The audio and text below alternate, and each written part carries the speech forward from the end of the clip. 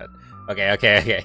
Yes, I'm late, but good evening, troopers. Commander on deck. Welcome. Oh my god, there's so much happen. Hold on, I'm trying to get everything else ready. Is that what I need? No. That. Yes, connect, please. That works, sure. Why not? Oh god, there's so much bullshit. Okay, we're ready to start now. Wait, I know I'm late. I hate you. Shut up. I don't hate you guys, you know that. I was trying to start the stream, and YouTube did not like my title. I think it's because I had Sony in it or something, or maybe Shill. I don't know. They didn't like the title of the stream, so YouTube was giving me lip about it, and I had to come up with a new title. I just settled for, you know, YouTube's overlords, or don't want me to like talk about and make fun of their talk about them and all that. Whatever. You don't hate us, of course I don't. What the heck? I love you guys. What are you talking about? Anyway, but yeah, it's YouTube was just being fucking stupid, so that's why I was late. And then I had to like pull up my my sources and my articles, and so that takes more time too. So that's why I'm late overall. We're like 15 minutes into the stream already, and like nearly 20 minutes into the hour. I'm sorry, guys. Anyway, it's time for the weekly debrief. Let's not delay anymore since I already had to delay a little bit. Yes, of course I do. You guys know I love you. You don't have to ask. Okay, let's start the stream. Let's get this in. Okay, let's get my music ready. I love the menu music. Oh, I forgot to change that.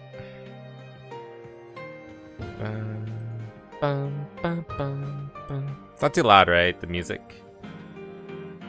No, I didn't. You know I did it. You guys are being so dramatic. Let me get some better art for this. I haven't. That's one I haven't done. I mean, that was too spicy though. Possibly. I mean, I did do the. I'll do this one. There we go. Valentine's Day Banui. Should I have the cow blocking it, or what should I do? Should I have the cow block it? I'm gonna have the cow block it. Yeah, that's a little too much ass. Anyway, so did good job. I'm sorry, Templar. Twitch is terrible. If you want to like fight against Automat, go to like Kick. Maybe even YouTube's slightly better, but I don't know. No, you separation anxiety. No, that's not a good thing. But I'm here now. Don't worry. Good. So I still have some water from my workout yesterday. I should probably finish that.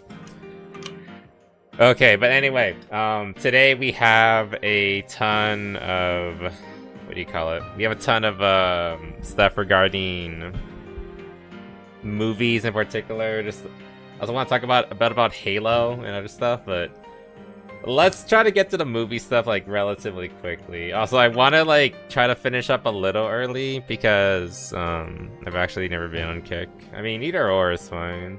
I mean, yeah, you're gonna be a little slow on YouTube, but like it's still fine if you stick to it.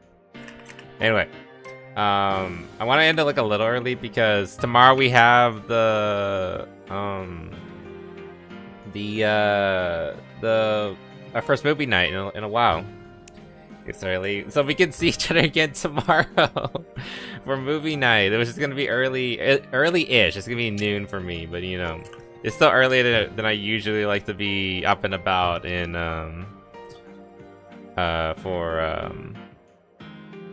it's earlier than I usually like to be up and about for streaming and things like that. 12 p.m. Central Time, so I will put like an actual timer on the server, the announcement. I'll put like the actual like hammer time, so it will translate to like your time zone. But it's 12 p.m. Central Standard Time tomorrow. So new tomorrow. So hello, good sir. Welcome. Hope you're doing good. Anyway, Let's get into like some of the movies. I haven't watched some of these trailers. There's like 3 trailers you need to watch, and I want to give like my raw reactions to them. You know what? I'm not even gonna like have other people talk about it. I'm just gonna talk about them by myself. We'll get to this. We'll get to this in a bit. Oh my god. This is the most interesting video too. I want to like go over. We'll probably do that like first. Yeah. Anyway. 6 p.m. for Europeans. I think that's 6 p.m. I don't know. I'm not sure actually. I just, like I said, it's 12 p.m. CST. I don't know how that translates to your time. Just look it up. 10. Just shut up. Okay, let's get into it. Okay, let's first like I think good sir, you're the one who recommended this and brought this to my attention. There's a new Avatar series or mini series or something going on. I don't know when it's coming out, but this was announced like literally just like 2 days ago, so I'm kind of curious. I love Avatar: The Last Airbender. I've been very vocal about how like the live action is terrible. I also don't really like a lot of the extended stuff, but we'll get into that. Let's just watch the trailer for now. We got like African chants, of course. Paramount. I mean, that makes sense. They own Nickelodeon. It looks like our new Avatar. Like me. Oh my god, are they doing the fucking twin thing? Oh god, after like I'm sorry, but after like Acolyte, I can't take twin destiny bullshit seriously anymore. Okay, I gotta shut up. 2 Avatars. Laura needs to be prepared, because long ago our ancestors weren't. And the Avatar let us down. Is he bad now? Is she evil now? Or Korra? I can believe Korra's evil. The Avatar can't talk to Aang. Well, that's the thing. The new Avatar, technically her mentor should be Korra. I mean, Korra is a bad choice for a mentor, but she's technically the one who's to be mentoring this kid. There's a lot of reasons why that's not a kid idea, but you know.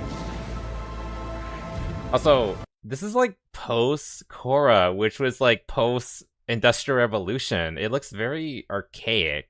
I'm not seeing anything like cars or blimps or anything. Also, she should be like the Earth. She should be from the Earth Kingdom or like Earth Heritage, what do you want to call it? I guess there's technically no kingdoms anymore. It's like a united world, the globalist one.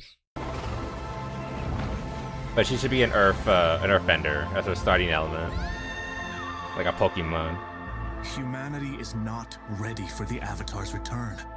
Very nice. Also, her spirit animal is a weird cat thing. I mean, it's kind of cute. I mean, it's small though, but I guess it fits her because she's small too. Like, she looks.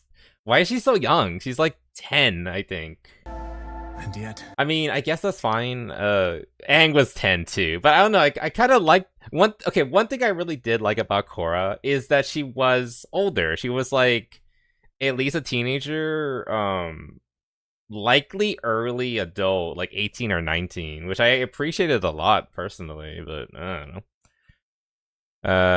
Can't talk to Aang. Yeah, okay, yeah, so why does that matter that she can't talk to? But Aang and Korra could talk to all past avatars. Oh, yeah, so why can't she talk to Aang? She should be able to talk to all of them in some way. But, like, her mentor should be Korra, technically. But, okay, well, let's finish the trailer. It's the one thing this world needs the most. An avatar? Legends of the Rise. 7 Havens. Streaming October 9th. Okay, it's coming up soon, actually. Like, it's already basically done. It's coming out in like 2 months. That's kind of insane, thinking about it. Like a little over a month away. Is that the fucking spirit realm again? Evil triangles. Or diamonds, whatever. Interesting. I was the same. Aren't they all kind of the same person as well? Yeah, in a way, every avatar kind of like flows into the other. They share past lives, essentially. It's kind of like, it's very Buddhist, you know, like multiple lives, but you're a different person every time. But it's the same spirit going into the next life. Again, it's like, it's based on like Buddhism, which is a really cool, interesting like factor to it. Anyway, let's like peek through it. Like, this is the first thing I noticed, because I've seen people like memeing this, like Korra's evil now or something.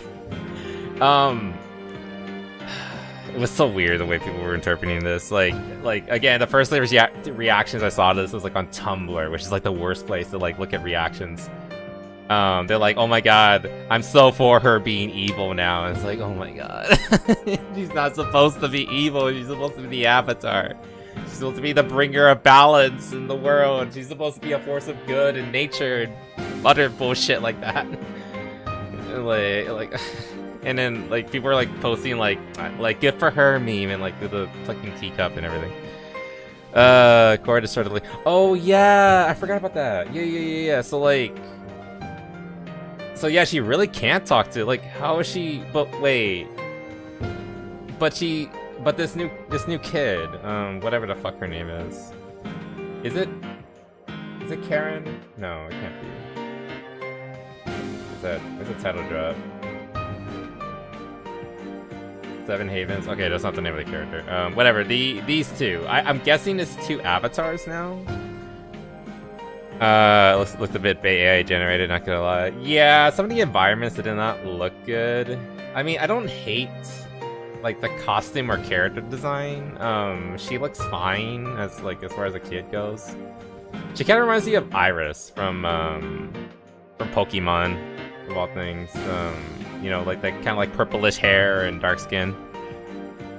The show that Korra has a bad... Is it the show that Korra was a bad show? I doubt they would admit that. I think they're very proud of Korra and they're happy with how she turned out. Unfortunately, I mean, evil lesbian. I mean, all lesbians are evil. We all know this. So she can only talk to Korra because Korra is like literally alive. And available to speak to. Also, Korra did not look that old. She had gray in her hair. Also, I saw that. So yeah, give me a second. Right here. Thank you for the redeems. But let's go back to that slide of Korra there. Yeah, she has gray in her hair, and she doesn't look that like, she has some lines, but like she doesn't look that old.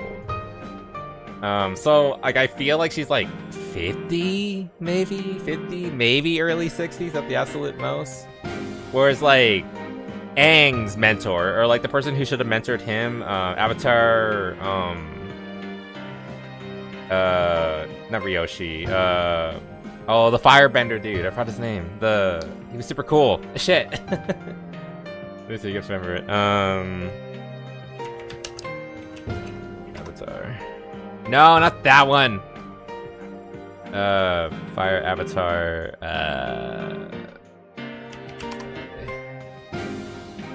Roku. Yeah, Roku was like, he looks really old. Avatar Roku. Like, I assumed he was like in his like 70s at least when he was supposed to be training Aang. But Korra does not look that old.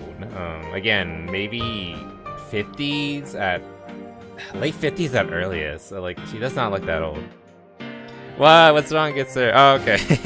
Here you go. Here's a kiss. Mwah. Thank you. Why are you always so pouty? What do I need to do to fix that? That's why femboys at peak. True. Yeah, so no ring set. Korra's the only one in the link now. Yeah, so like... Oh, yeah, so she has like the avatar state with the eyes and everything. So is that why she's evil now? Like, are all the avatars, like the previous avatars, are like ganging up on her, like in her head, and they're like berating her constantly, and so they're, and so that's why they're, and that's why she's evil or something. I don't know. But I mean, again, like the environments, I don't know. It looks kind of interesting. But again, like this is supposed to be post Korra, so the world should be industrialized, and now it's just we're kind of returning back to like this I don't know, medieval China, I guess. Oh, this looks kind of like Middle Eastern to me. But still, like, medieval Middle Eastern era. I mean, the animations for, like, the combat look pretty good. I will say that. At least they got that, right? Oh, that's kind of cool. So, the other sister has her own cat, but it's black. So, like, yin and yang. I can see what they're going for. Like, is she the evil one? Because she has... I mean, like, that's what happens a lot with, like, twins in storytelling. Like, one is usually, like, darker versus the other one who's lighter. One's a bit more rambunctious and rebellious. The other one's more in line. Again, I just can't take it seriously as much as I used to because of Acolyte. Like, it's an interesting... Wait. Is she missing a foot? Yeah, can you see that? She doesn't have a foot. Interesting, okay. What about her sister? Is she missing, like, the opposite foot? Yeah, it's a peg. Oh my god, it's a peg leg. Oh my god. I mean, okay, I don't want to be... I don't want to... I have to, though. God, how Fucking woke is this story gonna be? We've already talked about, like, how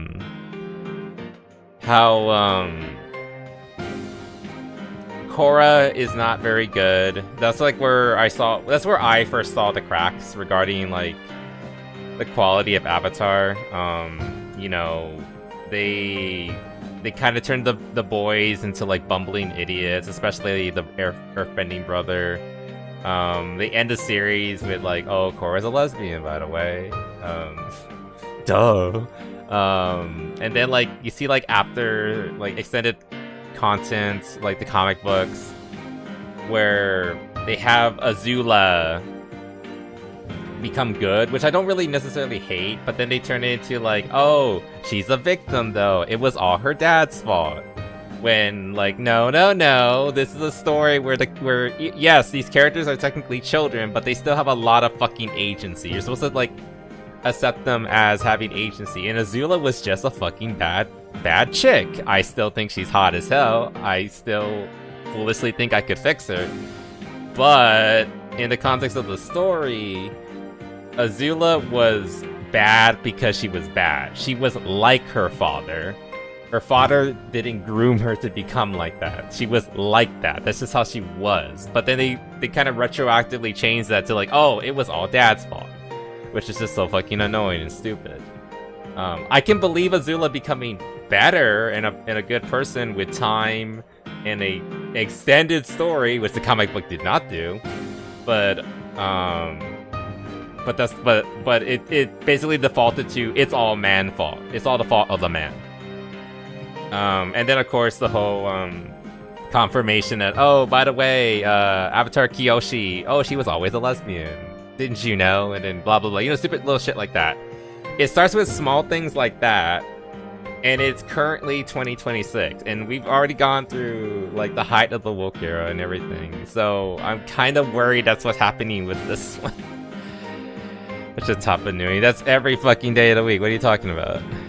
My spirits good and evil when they were never supposed to be like that. Yeah, that was another thing too. Like, there was, like, a dark spirit and a light spirit. Spirits are just spirits. There are some that are more malevolent than others, like the face-stealing one that was, like, in the first original Avatar. But they're like people, you know? Like, a person's a person. They're capable of being good or bad depending on, like, what they feel like, basically. Firelord Band being gay. Oh yeah, that was another stupid fucking thing. Like, they retroactively added, like, oh, by the way, he was being gay was despite his sister in the comics. That is so fucking stupid. Like, why would they do that? That is so dumb. Also, it doesn't make sense too, because I mean, God, like, the only way, like, if they were gonna do something like that, the only way, like, that's justifiable, it's like, oh, it's an island nation, they're at war, and they need to repopulate, so then that would kind of sort of make sense. Like, oh, we need to repopulate the thing, so like you should be having babies and yada yada yada yada, that kind of thing. Like that would kind of sort of make sense, but you're telling me, yeah, it was because of like despite his sister, which is just so fucking stupid. So not even like a good reason for it. It's just there because, oh, we have to make him even eviler because reasons. Like that's so dumb. You know it's bad, and not just about it being gay when the gay bottom voices his Shut up. Oh yeah, the Firelords. God, I don't even know. Like he didn't even have a sister. There was never any mention of a sister until, again, like post the show and like in the extended stuff with comic books and all that stuff, because like the comic books were coming out just as like, you know, being ultra gay and, let's be real, being woke and all that was becoming popular. So that's why they started pushing that thing, like, oh, if you're not with this, that's sort of the mentality of like, you're not with us and you're against us. If you're not on the alphabet soup Skittles train, then you're just as bad as the evil doer Fire Lord. Like, remember that cartoon you loved growing up? If you're not with us, waving the stupid fucking flag, then you're just as bad as him. It's propaganda. Like, this is how it fucking is. Yeah, it's this identity politics and propaganda, which is so fucking stupid.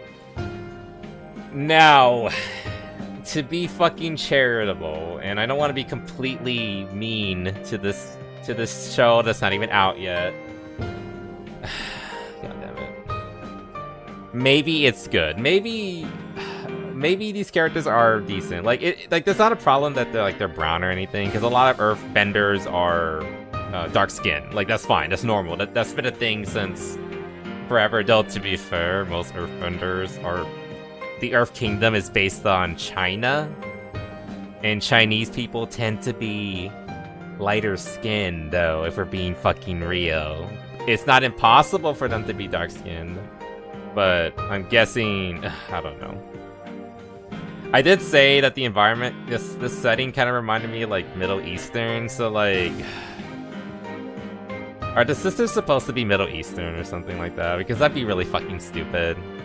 Because again, it's just technically India is in Asia. Yeah, but like specifically the nations of Avatar were based on four nations: China, Japan, Inuits, like Inuits from from like northern regions, or Eskimos, whatever term you want to use, and Tibetan monks. Those are the four people. Period. That's it. They're like, are there dark-skinned people? Yes, but they're usually reserved to like the water nations. Norway. I'm sorry, we're not included. To be fair, there's no Mexico either, or at least there shouldn't be. And I'm fine with that. Like that was the point. This was supposed to be like a really like fantastical Asian-inspired area. Or Taco Bender. I hate that. Just for real though, if I was a bender, I would be like fire or water, maybe both, because I really do. I like them both for different reasons. Anyway, actually probably fire because lightning. Anyway, going on. No, USA sad Bender. Whoa, I mean, I've had ideas. Like, how freaky could Katara get? You know, being a waterbender. How freaky could Katara and Aang get in bed? Just saying. And Katara was a very, very talented waterbender, so... Just saying. Anyway, we're getting distracted. I guess they might be based on Indians, possibly. I mean, that is a part of Asia, but... Again, the four nations were specifically those populations I mentioned. Nothing regarding, like... There was no India, there was no Middle East, there was no America, there was no Europe. Everything is based on like those very specific Asian countries, but I guess they're gonna be retroactively, whoa. They're probably gonna use that line you just said, TOA, like, well, India is technically part of Asia, well, so is Russia. But where are the Russians then? So, unless those don't count. I don't know. Never uses these ideas on me. I'm not a waterbender though. I mean, I might become one. Maybe it'd be kind of fun. Anyway. God. I don't know. It just feels like they're kind of trying to tick boxes. Like, oh, we already had a brown water. What do you call it? A brown avatar. Let's make him brown again. Let's make them a girl again. And also they're cripples too, because they're missing their legs. Or like at least one of them is missing their leg. I haven't seen the foot of the other one. Yeah, at least one of them is missing her leg. How that happened, whatever. Okay, I just say like technology's kind of missing, but that's like a bike, so that's kind of leaning into like new tech. That's kind of cool. Okay, the other girl seems to have like both her limbs. She looks fine here. Okay, so it's just the main one, I guess. I don't know her name yet. I don't know if the trailer goes into that. Chat, we need 1 hour after stuff. Shut up! Only thing we need. Benz is back. We did have 2 boys in a row with Roku, TV, and Aang. I guess that's fair, but to be fair, we didn't have a Roku. We didn't have a Roku show. We had an Aang show. We had a Korra show. And now we're gonna get whoever these 2 girls are show. Like, again, like, I don't want to be, like, too mean and too, like, judgmental. Like we've gone over this before. Just because the show has a brown person doesn't mean it's woke. Just because the show has a lesbian or a gay person doesn't mean it's woke. However, you start seeing the checkboxes, and each additional checkbox starts to turn into a red flag, and then you get like, what are you doing here? This is getting kind of suspicious. I don't know. Like, the environments look a little AI. I do like the combat because I miss this kind of combat. But he's like a airbender, so. But does that mean he's like a descendant of like Aang or something? Well, then again, what's his name? Tiatsu, Aang's youngest son, did start a school for airbenders. So I'm guessing that guy is like a descendant of them, probably. Post-apocalypse, we should get a Roku. A Roku sub would be sick. I would love that. We did see a little bit of his life, but like a proper show would be pretty fun. When they make it all about those aspects, it gets bad. Yeah, like that's the problem. Like just because it has those elements doesn't mean it's necessarily woke. But the problem is when you introduce those elements and then you put like intersectionality on top of that, where they start to say like, oh, these people are bad and we are the victims, therefore we are good. You know, that kind of mentality. I mean, he kind of even has like the air nomad colors with the orange. Yeah, see like the orange coloring and all that. I like this guy. I want him to be a hero. He's kind of cool. He's also kind of cute. I mean, going on. And whatever this thing is. Oh, that's just like a skateboard. That was kind of cool thing we saw later on. Oh, this was play the trailer. Gay can be base. I mean, I am gay and I am base, so I guess it's true. Kind of. I like the cats. They're weird, but I kind of like the cats. Yeah, and like I like the airbending too. I mean, the earthbending. It looks solid. It feels right. So that person's a firebender. You need to be related to the bender to also be a bender. No, not necessarily. There are people who are during the time of Korra, bending was actually becoming rarer. It was more people were being born without bending prowess. And airbenders were particularly still really rare. Like, you kind of had to be born with the power or not.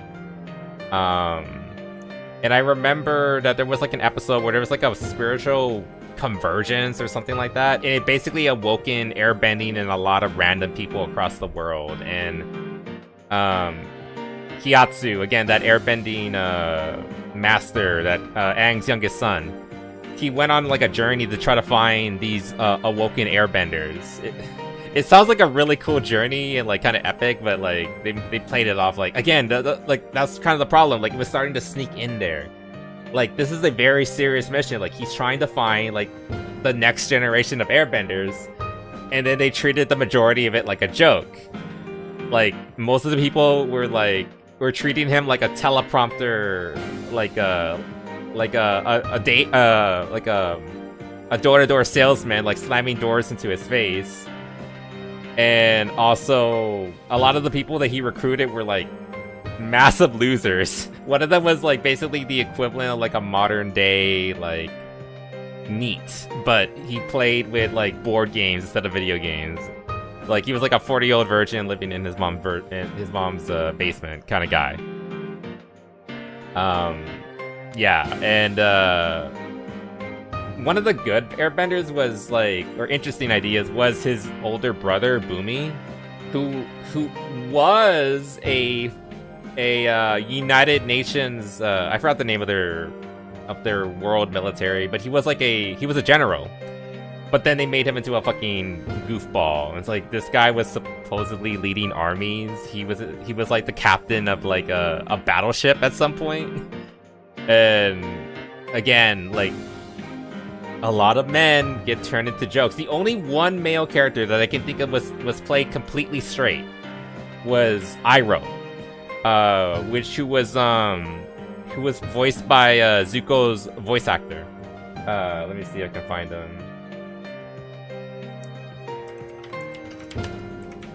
I think General Iroh, I think his name was. Wait. Actually, fucking load.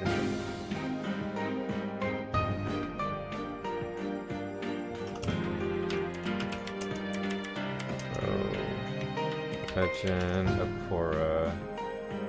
This guy. This guy was cool. I loved General Iroh. Again, voiced by the same voice actor as Zuko. And he is a fucking badass. Like, he's like peak masculinity. I love him. And he's such a fucking Chad. This is like, he was like the best male character in the show. They had him there for like, I don't know, like 2 episodes, something like that. But yeah, he's super badass. He does all his own stunts. He went on top of planes, shooting lightning all over the shit. Like, he was so fucking cool. I love General Iroh. Why did they fuck it? But he was the only character they gave like proper credence to. Dude, he's also older. He's like 36. He's 40 by the end of the show. That's so sick. God. Russian military officer, sailor. He was... Who the fuck was his father? United Forces, that's the name of their army. As son of Fire Lord Izumi. Okay, so he was the son of, excuse me, that would make him, Zuko's grandson. Yeah, this is Zuko's grandson. Okay, that makes sense, Okay. I mean, they have the same voice and everything. And again, fucking Chad, I love him. Like, definitely the kind of guy that you should, like, all guys should, like, try to, but of course, again, like, little bits, little nuggets that they start early on. Like, he's such a badass, but then Korra saves him. Like, back then, like, you don't think about it. Like, you don't think it's, like, a bad thing or anything like that, but, like, you know. And, like, again, like, I don't want to be, like, too reactionary or anything like that, but at the same time, it's just, like, it starts to add up over time, and you start to see, like, the connections. Like, oh, he's a badass, but he's so subsequent to the awesomeness that is Korra. I mean, to be fair, they did a good job with Korra, with, like, at least they admitted that she could be wrong, she could make mistakes. Like, she wasn't, like, a modern Mary Sue, character, thankfully. Again, like, I remember when she was, like, bound to, like, a wheelchair for a while, and, like, that was, like, a pretty depressing time. Like, you know, it's good that they had, moments like that for her. Nowadays, I don't think they could ever do something like that. If Korra came out today, they would make her, like, the most hardcore girl boss, period. She would never fail. She would never do anything wrong. She'd be the equivalent of Rey. from Star Wars. She would always be right. Period. Be normal thing. I could never be normal. The anime characters did all his own stunts. Wow. You know what I mean? Like he's a general, but he actually got into the fight and like led from the front. Like he fucking jumped from planes to plane, like zapping enemies out of the sky. Like it was, again, Iroh's fucking sick. I love him. Like he truly deserves the name Iroh while also having the voice of Zuko. He's perfect. One of the best like male characters in animation, period. How many seasons did each show? I think Korra had 4 books, but Avatar, the original one, had only 3. But it only needed 3. That's all it needed. But I think Korra had 4. I think. The seasons are called books, by the way. Korra has 4. Okay, yeah, thank you too. I appreciate it.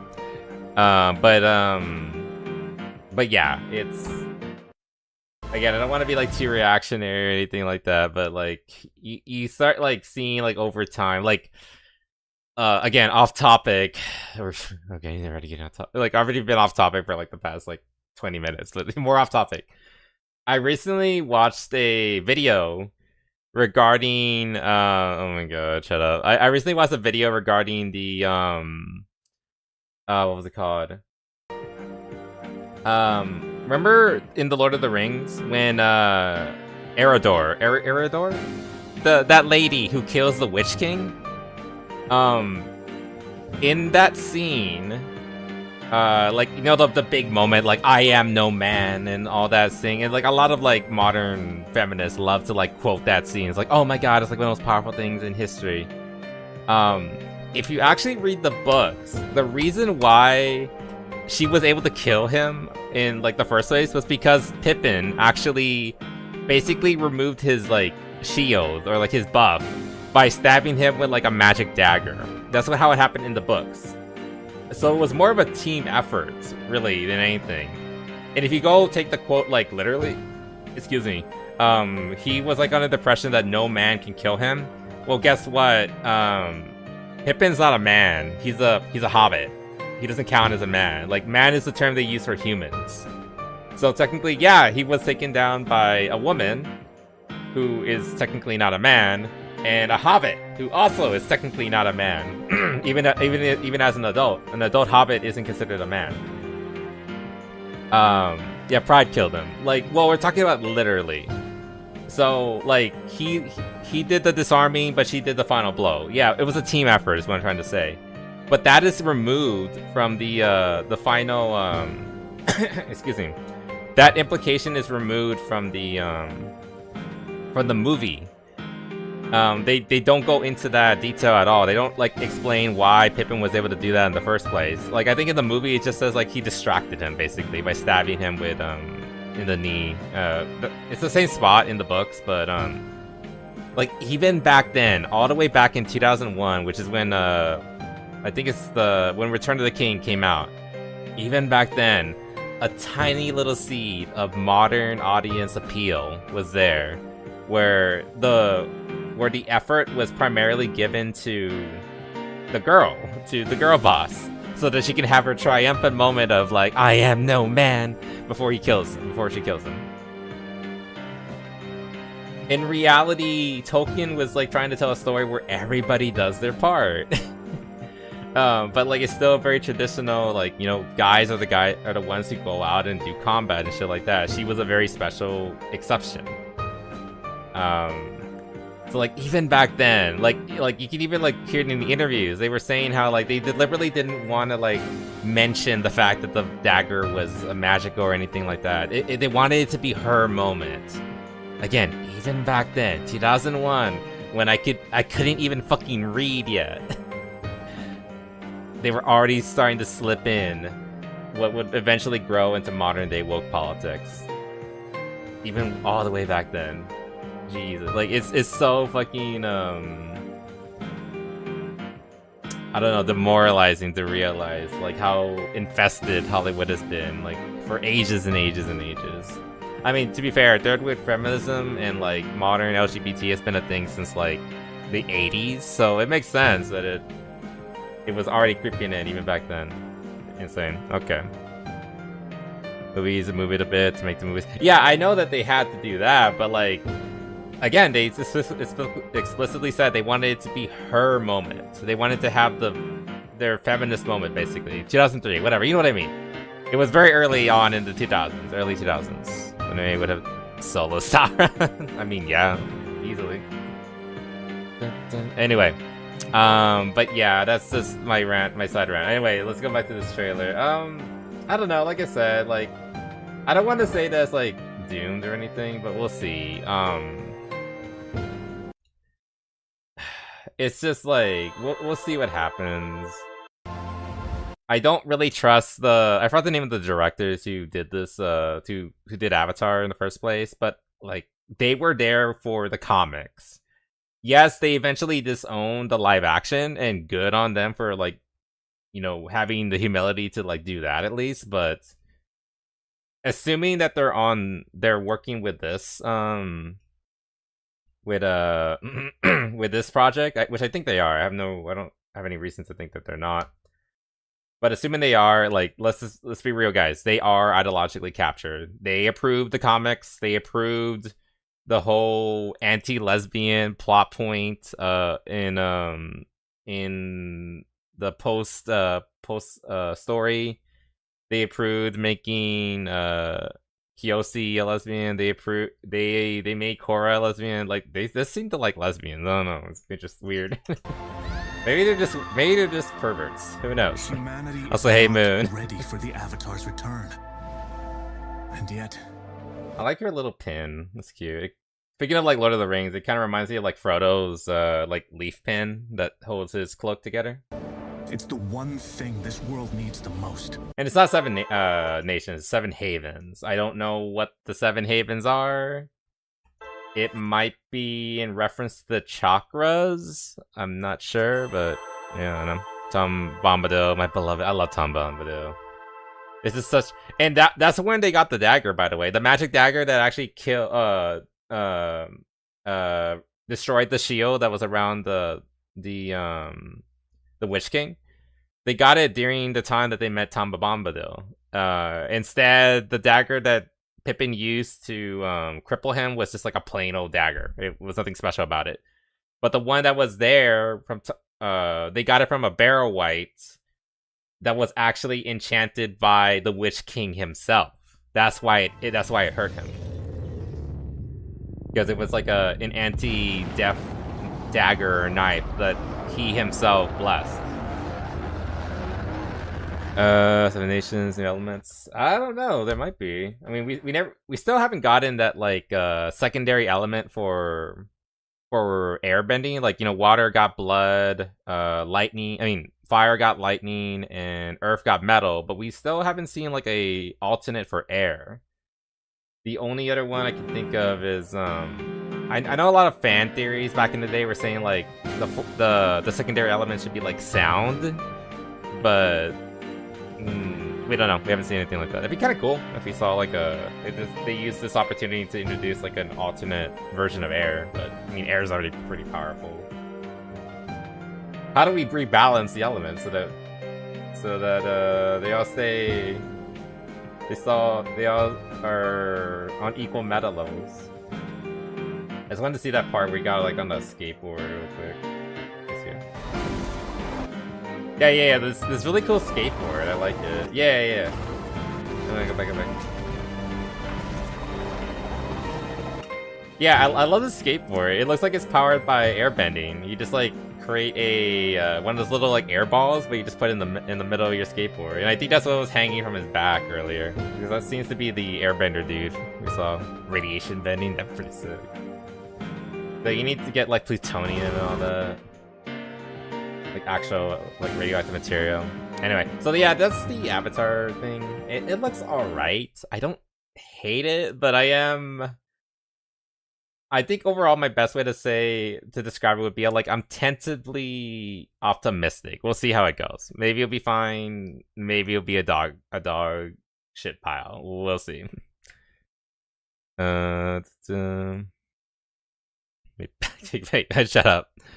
2 minutes left. Okay. We're going on to the next topic. We're already on to the next topic, so you technically already failed on staying on 1 hour for the first topic. Anyway, the new what was it called? Avengers Doomsday trailer.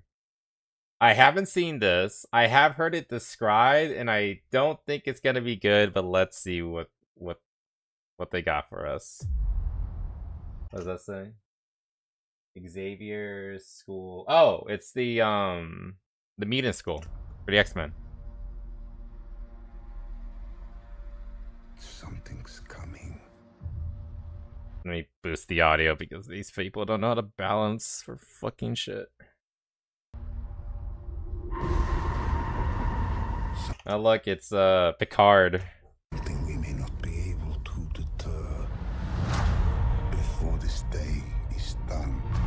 By the way, that voiceover is Robert Downey Jr. with a really bad accent. Amazing. They would not remove Nightcrawler's Christianity. I don't even know who that is. With an unthinkable decision. Doom, like Ultron, should be recurring villain, not a one-off. They should have, right? Warriors in my time. That makes sense. Ew, get him out of here. Ew, get him out of here. Then all of us put together, and they died. They died facing enemies. Oh my god, like it's Black Cup. Because that's not Black Panther, that's Black Cup. And threats. He's too tiny. That scared me far less. Wait, are the Mexicans and the Africans fighting again? Died.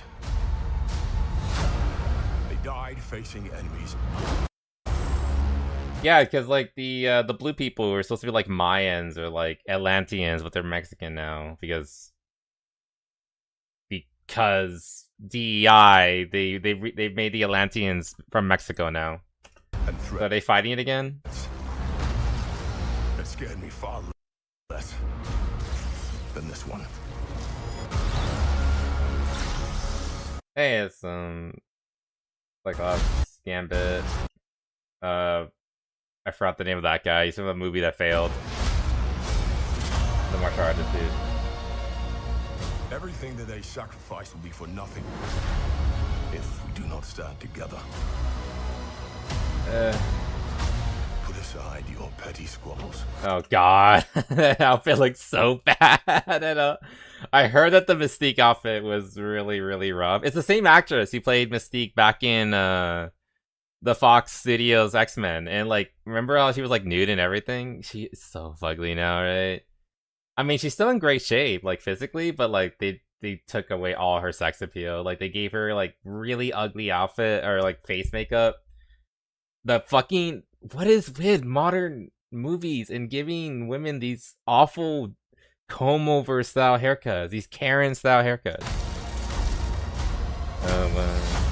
Presume nothing except this. I don't know what that is. It's Magneto. You guys are so fucking old. Look, I just came off of watching a few episodes of X-Men 91, right? The TV series, and Magneto's kind of a fucking gilf in that one. He's wearing like the most skimpy outfit ever, and just seeing him like as a wretched old man now, just like that's like it's night and day. He's like, Magneto had so much fucking riz in the show. Like he was it looked like he was stealing I already know the backstory. Like he looks like he's actually actively stealing Rogue away from Gambit, and it's like, god damn, like yeah, I can believe he could do it. You return.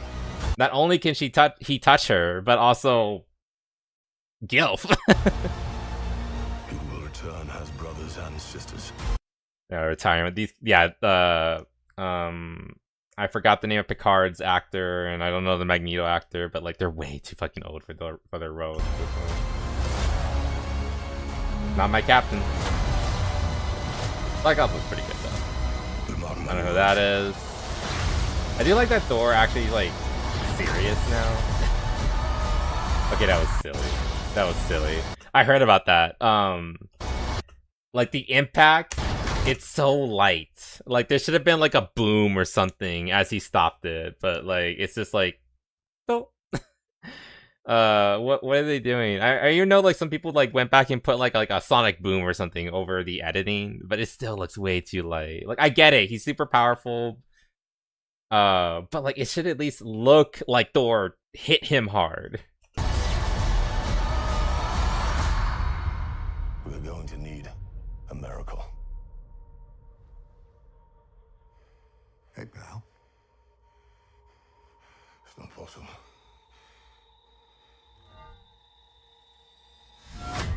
Yeah. I mean that's the one thing I like. I like him with the long hair and beard. It's hot.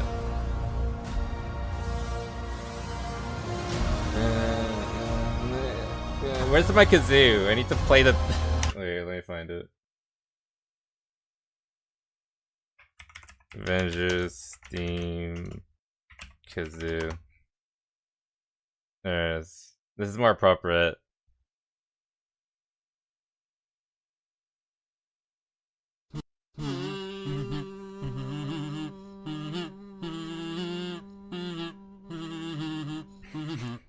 That's way more appropriate. Anyway, Patrick Stewart and Ian McKellen. Okay, there we go. Got it done. Yeah, like I'm glad that they actually like are taking it serious. Like I've hated the way they characterize Thor in the past couple of movies, where he's just he's just a silly dude, and I don't like it. It's not even that funny. It's just annoying. So I'm glad that like they're actually showing that he's like taking it seriously. He's Thor, God of Thunder, not Thor, the dude that like does nothing but like pop lagers all day.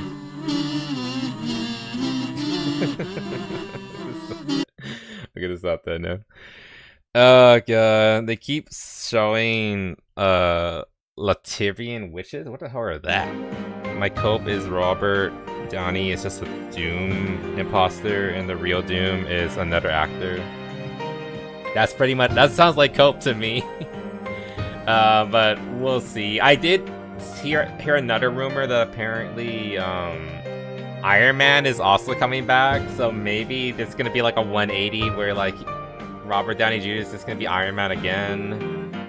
They'll honestly, to like save it, like they need to like ultimately admit that they fucked up, and this movie needs to be an admittance of fuck us, but they're not doing that. Like they're still having the fucking Mexican Atlanteans. They still have Black Cub instead of Black Panther. They should have just recast it. I'm sorry, but they should have just fucking recast it. I'm really sorry that the guy passed away, but they should just fucking recast him. It happens, but instead they decided to like profit off of it and make it into like a cultural moment, whatever. Mr. Commander, the new Avengers. God no, I hope not. I do not. You can't pay me enough to join them. There's no saving them. Thunder makes more sound in My Country Tales. He hits the hammer so hard, generates lightning and big sound. Yeah, like that's the point. He's supposed to be like, it should have been like a massive sonic boom when he hit that when he collided with Doom. Like, yeah, sure, Doom is so powerful that he stopped it with like his fingers, like 2 fingers or whatever. But still, it should have been a case of like, I don't know. You ever see like shit in anime where like 2 really powerful heroes in anime or whatever, they collide and they create like in Dragon Ball, for example, when they collide, they create like a impact crater, just from the sheer pressure of the 2 of them like colliding with each other. They could have done something like that right here.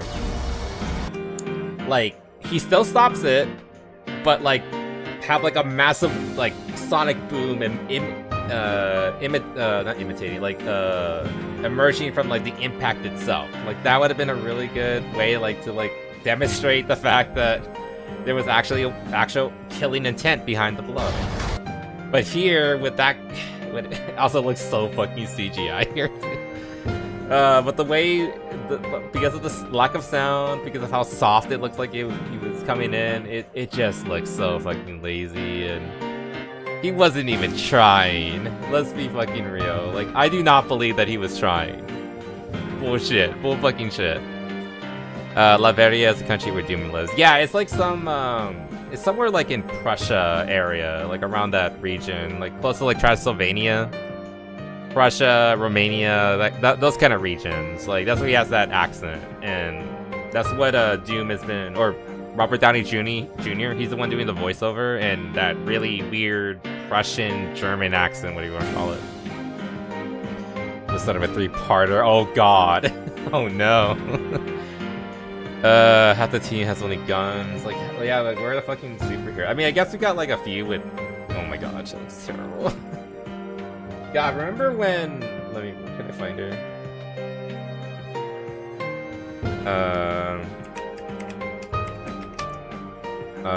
What was her name? Susan Storm? What was it called? What's it called?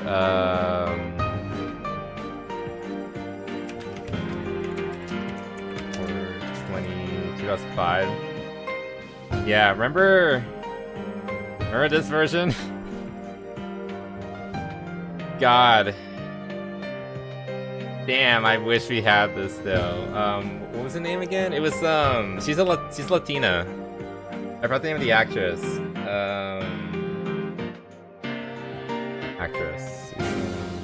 Jessica Alba. Yeah. Remember when Jessica Alba was Sue Storm? I remember. God damn, we can't have nice things anymore. She looks so frumpy. God, why do they do this? This trailer didn't show Dor's adopted daughter. She's probably dead. Wait, Dor had an adopted daughter? What? Since when? How? I'm barely hearing about this. When Cap takes the hammer, made people make jokes about two-factor authorization. Oh yeah, let's look at the reactions. My boy's back. I mean, okay, like I am happy. Like this is the one part of the show or like the trailer that made me kind of smile. Was this just seeing Cap back? Cause like my captain, he's back. But he's not the captain anymore. At no point whatsoever is he gonna touch the shield. I can already tell you that. They're not gonna admit that they made a mistake and that Captain America should have gone. The title should have gone to I forgot his name. Sam. Yeah, Sam should not be Captain America. Like they're never gonna admit that. And the only way they can fix it is if they do that. Admit that like, hey, he's not right for the role. Bucky should be taking on the role if anyone. Oh god, this is a trailer. Can't handle this amount of great. Oh my god, there's so many fucking shells in the comments. For a movie. Girl, are you blocked locally? Wait, why? Created. Already the best movie ever created. Oh my god, there's so many fucking shells for this stupid fucking thing. Like again, there were some hype moments, but overall it's just like. Is Sam lifts the hammer? Oh, they're gonna probably do something like that. They're gonna make Sam be able to lift the hammer. It's just... I don't know. Look better than the Disney version. Hell yeah, I would. Probably died last Thor movie. Oh, Love and Thunder? Is that where she was in? I didn't see Love and Thunder because like it just I'm so fucking sick of Tahiti or whatever that director was named. Like I'm glad that they basically blacklisted him after the failure of Love and Thunder. Like he basically hasn't done any work since. So like good. He's such a dishonest, and by dishonest I mean like he has no he goes all in on Marvel millennial humor. Like there's no legitimate like care and honesty put into his work. Every serious moment has to be cut with a joke. We can't just let something rest. He is so embarrassed to be a genuine person or a genuine director. Everything has to be a joke. Everything has to be like zany and weird and flashy. Like he's so fucking annoying. I hate him. I fucking hate him. He's like one of my least favorite directors of all time. I personally don't like changing Tantum Gambit. Oh, the actor. Yeah, everyone's favorite, or my favorite movie reviewer, Jester Bell. She hates the actor for Gambit. And Gambit and Rogue are like two of her favorite characters of all time. If you guys remember Jester Bell. I was gonna like put on one of her. Oh wait, I should have her right here. There, yeah, Jester Bell. I love her for two big reasons. Her lovely eyes, they're so beautiful. Anyway, she hates the new Gambit. She fucking hates Gambit. Or what's his name? Channing Tatum, whatever his name is. Because like Rogue and Gambit are like her two favorite superheroes, like period, or amongst their favorite. And so when they're done incorrectly, she is very vocal about it. She does not think that he's a good Gambit. And like, I don't really know enough to give an opinion, but like, I trust her opinion. If she says it's a bad idea, then you know what? I'm not gonna disagree. But yeah, you're not the first person I've heard mention that they do not like the new Gambit. So, but yeah, I'm not gonna watch this in theaters. Fuck that. I'm gonna watch it on the high seas at some point, maybe like a few weeks after release, or on streaming. We'll see what happens. Will this make money? Likely, because like it's the first time that it's similar to like Nolan's Odyssey. Like it has like a lot of like history behind it and good names behind it. Like again, like like you know, Chris Evans and Chris Evans is coming back. Robert Downey Jr. is coming back. Basically, it's running off of nostalgia. Oh, the X-Men are coming back, so yeah, it's basically running off of nostalgia and powerful names. So that's what's gonna like propel it forward. But we'll see. I don't think it's gonna fail. It's not gonna be like a Supergirl or a Snow White or anything like that. But I don't think it's gonna be a good movie. It's gonna be one of those movies that succeeds, despite the fact that I think it's just gonna be mid at best. Anyway, that's just like my honest initial reactions. Okay, last little thing. I just want to see what this is, because I heard about this morning, or like literally like just before the stream started actually. What the fuck is happening here? There's another Blade Runner, and you guys know me. I love cyberpunk. I love the aesthetic, and Blade Runner is a big inspiration for like my aesthetic and all that. And obviously, Blade Runner was like a big cornerstone for the cyberpunk style. And Amazon is making a new, apparently, mini series. It's not gonna be as long as like Rings of Power, thankfully. But from what I heard and what I've seen, what little I've seen so far, it doesn't look good. Let's see what we got. Oh, I already hate her. I already hate her. What is with that outfit? What is she wearing? Why can't women look like women? Why can't that be a thing anymore? Don't abbreviate cyberpunk. What do you mean abbreviate? Oh yeah. I don't do that. I saw them literally. God, it looks so... It doesn't even look like anything from Blade Runner. Like, what am I looking at? It looks like something like... It looks like a discount Star Wars outfit. More than anything.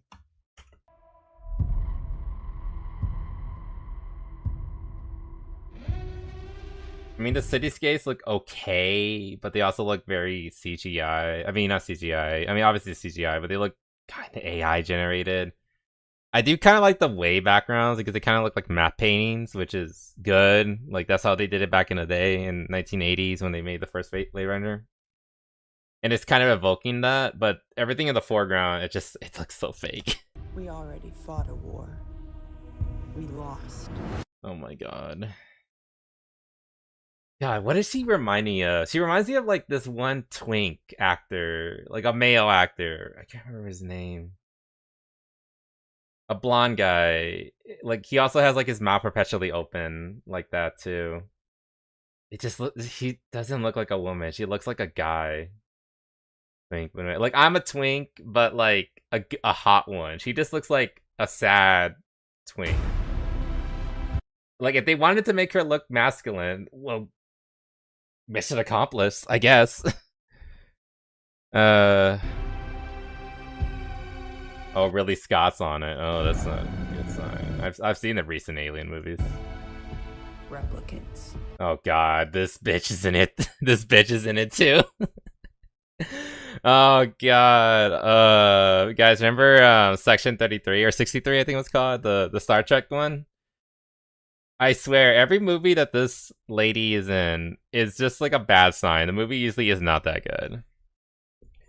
Ooh, Replicants won the revolution. Now you get to see them deal with hormones and existency. Oh, it's zany because we're all moody and hyper emotional. Ooh. Also, welcome back, Mothman. It's been a while. Hope you're doing good. It's like, yeah, like I get the I know the premise. It's like, it's reverse, guys. The the replicants are now in power, and the humans are now second-class citizens. They keep taking it all away. You know, this is so big.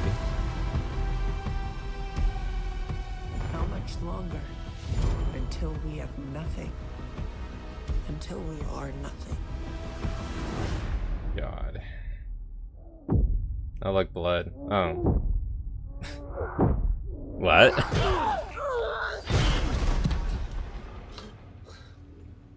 So I was like, is she human or replicant? Is she one of the people that I don't fucking know. I don't even know if I care.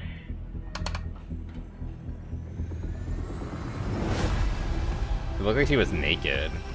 The old world forever fights to come back. Nudity is very common in Blade Runner, but it's not like they're not doing it for sex appeal though. The straight way. Oh my god, you're just trying to like you already have the art here. Oh my god.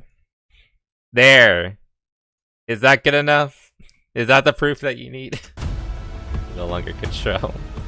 You're good, good. I'm glad you're doing alright, man. Glad live streaming you. Doing you well. Oh look, it's the scanner, guys. Remember the scanner? But it's our time now. Oh wait, she wasn't naked at all. Never mind. They can't even do that much. Oh my god. Okay. Okay. You notice how... Okay, Blade Runner was an allegory for like racism and prejudice and things like that. Like the replicants could represent any group. Insert impoverished, not impoverished, like minority group. Whether you want it to be like black people, brown people, Mexicans, gay people, women, whatever the fuck you want it to be. You can argue that that was the point of Blade Runner. It was supposed to be an analogy of like mistreating people via women. I know, right? But like let's just let's just withstand it for a second here. But you notice like as time goes on, like let's like you start with like the initial like reasonable grievances. Like, you know, they want to be treated normally. And like that's what Blade Runner was about. Like if you look at the main villain of Blade Runner, forgot his name. What's his name? This guy, Roy Batty. Like his whole thing was just that he wanted more life. He wanted to live. He wanted to be able to live. He didn't want to like die at the age of like, I think he was like 30 at most or something like that. And because like replicants are not designed to like live beyond a certain amount of years. Like he just wanted to like live life, to be free, and to like be like everybody else, you know, like a regular human. And that's kind of like, again, if you go back to like the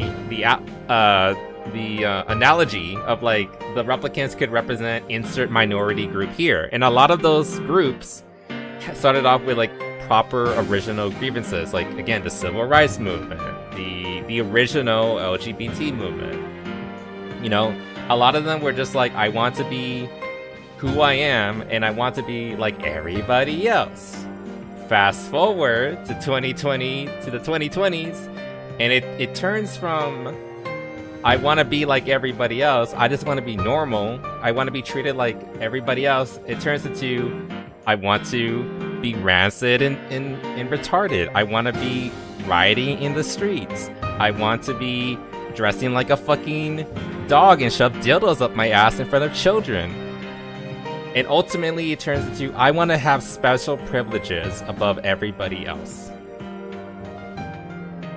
And this movie just feels like that personified. The original message of Blade Runner was just, I want to be like everyone else. I want to be human. I want to live my life as a normal fucking person. No, not anymore. That's not enough anymore. Let's let her say it, like, for herself.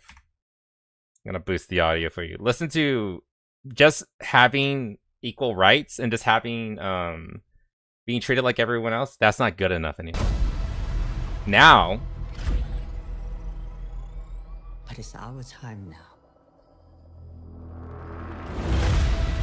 it's our time now. Now we get to be the ones in charge. Now we get to control everything. We are the ruling class now. They don't want to be like everybody else. They want special privileges. They want to be the new oppressors. And it just feels like it's going, it goes full fucking circle. I mean, if they wanted to put a Blade Runner for the modern age, you know what? Spectacular. They nailed it. They nailed it. Like, again, the whole original point of Blade Runner with characters like Roy Batty was that he was a sympathetic villain who had reasonable demands. He just wanted to be like everybody else.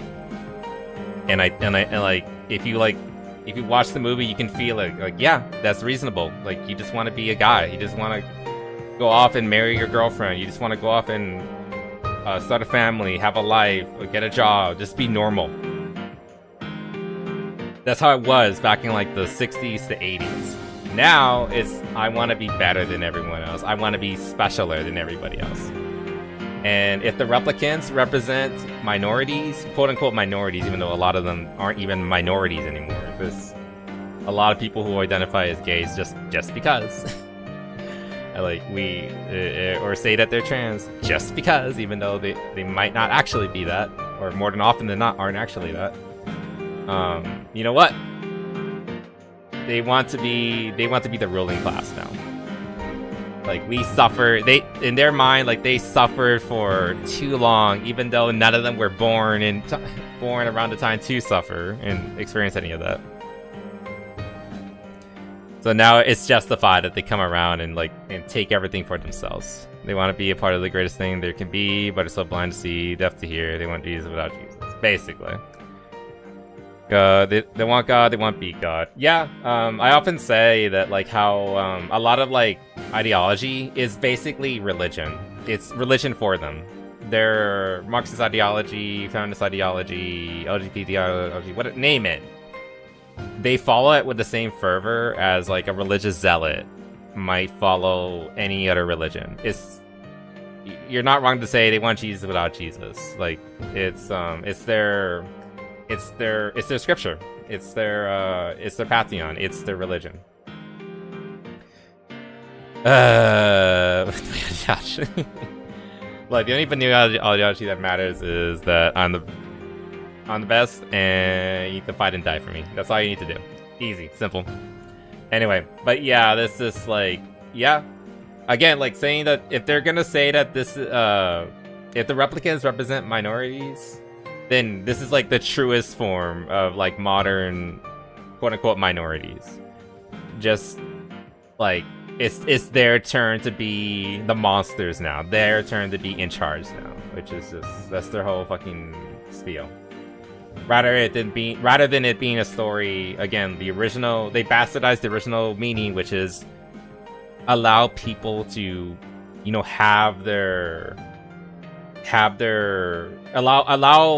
allow people to be themselves and allow them to, you know, live their lives, you know, respectfully in tangent with other lives.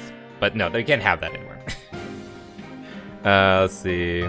We know religion. Are we gonna start a cult? Let's use what they have done. It doesn't. Like, that's the point. And, like, that's why you have to, like, keep calling it out, keep calling it shit. And, like, so far, this is what this looks like. It looks like shit. Like, I have 0 fucking, oh, look at the dislikes. It's already, like, I'm doing my part. I dislike this. There you go. Yeah. They're already getting ratioed. It's pretty even. But they're already getting ratioed. Lamau. Everyone's tired of this bullshit. Oh my god. Let me go through the stuff.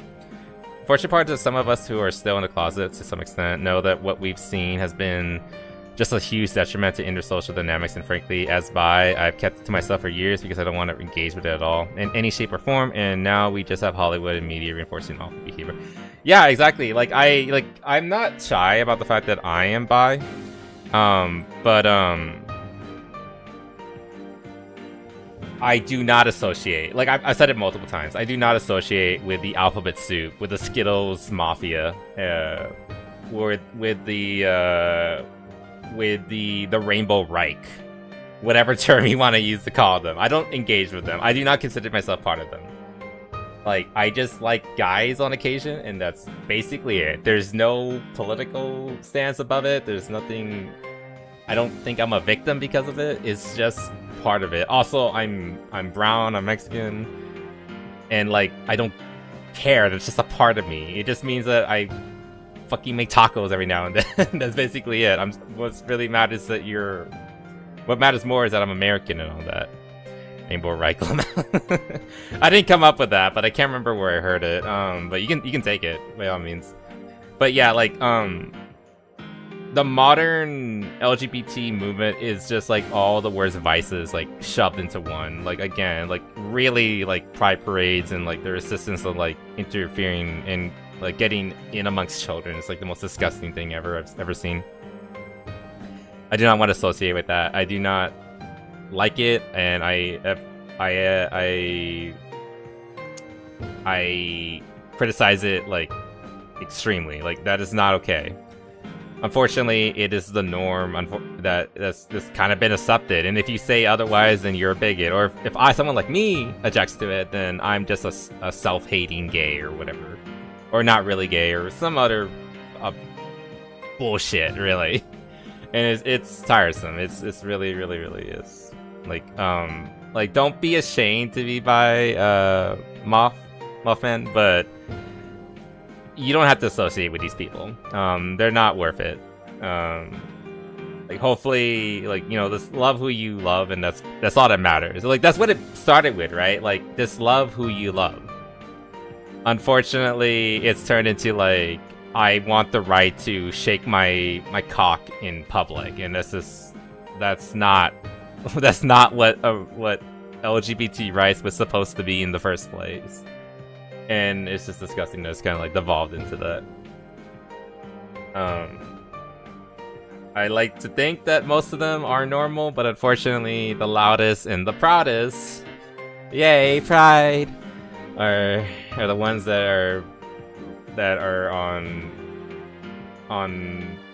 TV and mobile screens every fucking day of the week. It's just so fucking annoying. Anyway.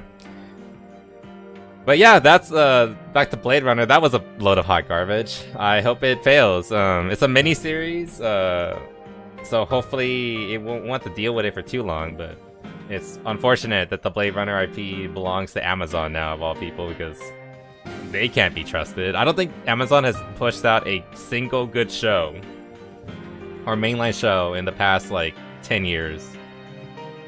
Witcher started out strong, but it just tanked. It went terribly. Rings of Power needs no introduction. And I can't think of any other ones. I think they also pushed Velma, I think, and Velma's something else. Anyway, yeah, I don't think it. Prime Video is maintained by the sheer monopoly that is Amazon, and they have basically nothing else. But you know, for a lot of these people, the cost doesn't matter. What matters, it's not about the money. It's about sending a message for a lot of these people, for a lot of these ideologues. They're willing to burn however many millions and billions if they're pushing out the correct messaging. If they're pushing out the rainbow propaganda or similar. That's all that matters. Someone's asleep. Someone was so bad. It's so fucking bad. I'm a straight Norwegian man who doesn't like Templars, which is not good. At least you know who you are, Templar. That's all that matters. Anyway, this was something I saw recently. It was like a relatively short thing. You know what? Let's get into like one of the bigger ones actually first. Let's get into this. Alright, so the Odyssey. It's causing all sorts of fucking opinions. You're Templar. Who else would DP? Alright, let me just start this.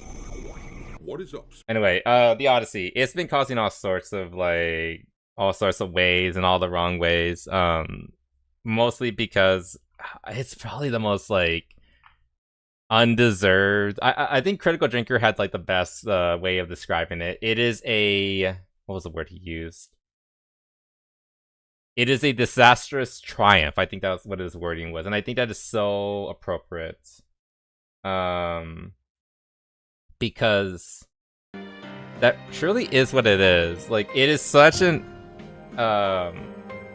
it is a incredibly mid movie, but it's elevated simply by the fact that it's being carried by Christopher Nolan's name. And Christopher Nolan is probably one of the best, if not the best, directors of this generation. And he's gotten to a state where he can basically do no wrong. Like, he will be, if he asks for like $100 million movie, please, like, they're like, yeah, sure, here you go. Like, he can do whatever the fuck he wants. And this turned into his personal project pretty much because he just wanted to get like another Oscar, essentially. Like, I'm all but certain that he is gonna get an Oscar out of this movie, simply because they can tote it around as a masterpiece. It fits all the checkboxes. Remember, the Oscars has a literal checkbox. You have to, series of checkboxes you have to fill to be considered worthy of an Oscar, which means you have to have like a certain, you have to have a diverse casting. You have to have a diverse people behind the camera too. Like, you actually have to do that just to be considered for an Oscar. So that's why he probably did all this. I think they're lying about the numbers. Well, that's one of the things like we can talk about. There's a lot of like interesting, like, we're not gonna watch all these videos, but there's like a lot of interesting things where like a lot of the reviews, particularly like on Rotten Tomatoes, it looks like negative reviews are basically being hidden, and positive reviews are being like uplifted. Like, obviously, like, all the critic reviews are like in the 90s. Like, they're all like they're all fucking guzzling this movie's balls with their mouths like joyously and happily. They fucking love it. But like amongst the audience, we actually have people who are being, more honest. And if you look at the actual metadata, apparently the movie actually on Rotten Tomatoes, and like similar like Metacritic and things like that, it only has like a 50 something, like in the 50s, for an audience score. So about half of everybody who watches this movie gives it a thumbs down, basically. So it's pretty evenly split. But so like that's the first thing. And then I'm also hearing rumors about like how people like they're trying to buy tickets, and then it's always saying like, oh, it's sold out. And then when people go to the theater to actually watch the movie, they see that the theater is completely empty. Like maybe a few people come in, but like at most like maybe half the theater's full. So it seems like they're like rigging it even at the theater level, where they're saying that people are buying or coming in, and they're getting like full houses, like sold out tickets. Like, no, you can't even you can't watch the movie. It's so damn good. Everyone wants to watch it. And apparently that's not even true either. Like, again, like if you want like an actual proper review, watch Jester Bell. I really recommend. Like, he's just really good, like pretty concise breakdowns, 20 minutes. Or you can watch like Drinker. We're gonna talk about how Drinker kind of like came into all this.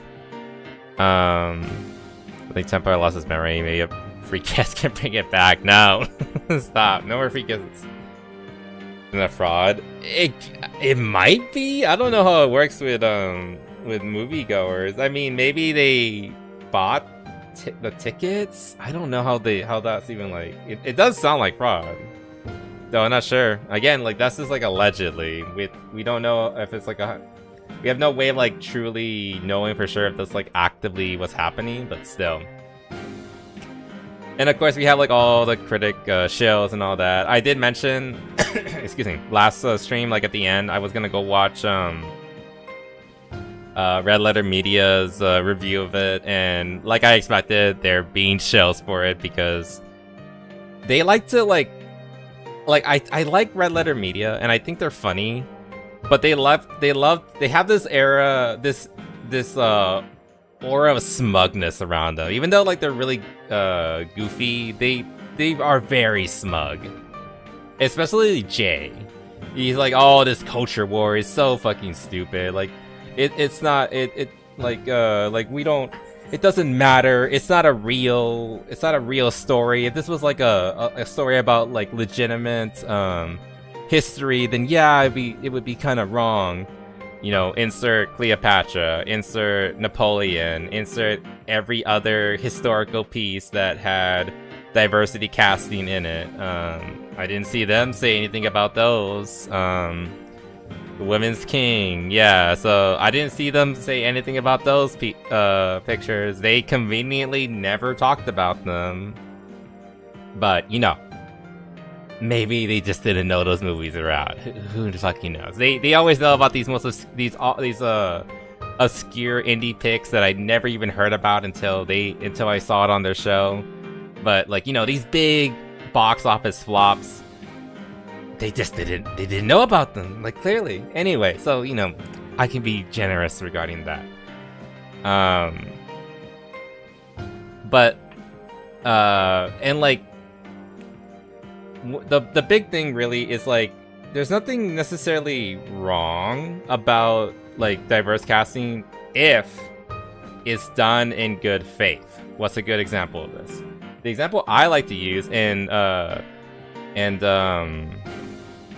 what do you call it? And they used it themselves, Red Letter Media. Where is it? This movie. This was actually a pretty good movie. The 1987 version of Cinderella. It was basically an all-black Cinderella. Now, what's the difference between this and, say, The Little Mermaid that released like in 2023, I believe, 2022? I forgot when that version came out. Well, the difference is that this was done for fun. It was like, what if we made like an all-black kind of like black aesthetic, black lingo, kind of modern-ish take of Cinderella. You know, you can do that like as like a fun little side piece. Like what was the slipper sneaker? I don't know. I haven't seen it, but I remember bits and pieces I have seen of it where like they're actually pretty like fun and silly. The point is like it's done as like a bit. And it's done without like any malice behind it. Like they're not trying to send a political message here. They're not trying to like push culture war or cultural Marxism with this story. It was just a funny what if kind of movie. That's it. Like again, like what do we talk about? Like just because something has like a black character or whatever, doesn't mean the piece itself is woke. And I would not say that this movie is woke. It's just a fun, silly little movie.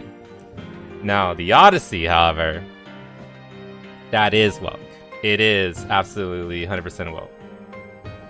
Lupita was not put in the movie as a funny what if or like a silly little, okay, who cares? Elliot Page was not put... I don't want to misgender them. Elliot Page was not put into the movie as a funny little what if or...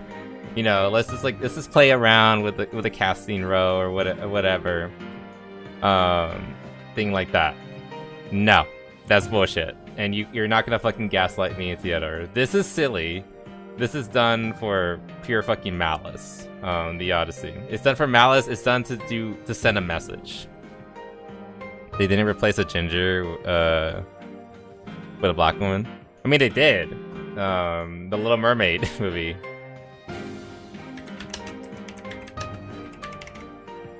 2023, I was right about the date. Yeah, they did replace the ginger with a black woman. And like this was done. This is also a woke movie. It was done deliberately to push political messaging. Oh my god, it was another one. But let me see this. 2019. Wow, there was another live action. Oh wait, she was also black there too. Never mind. They were stupid back then too. I mean, 2019. I mean, that's like just as the beginning of like the peak woke era. Anyway, the point is, it was done deliberately for cultural Marxism. It was done deliberately and maliciously. The same with the Odyssey. But this was done just as a funny little what's it. Like, it's just the point. It's just a silly little side story. It's not meant to replace the original.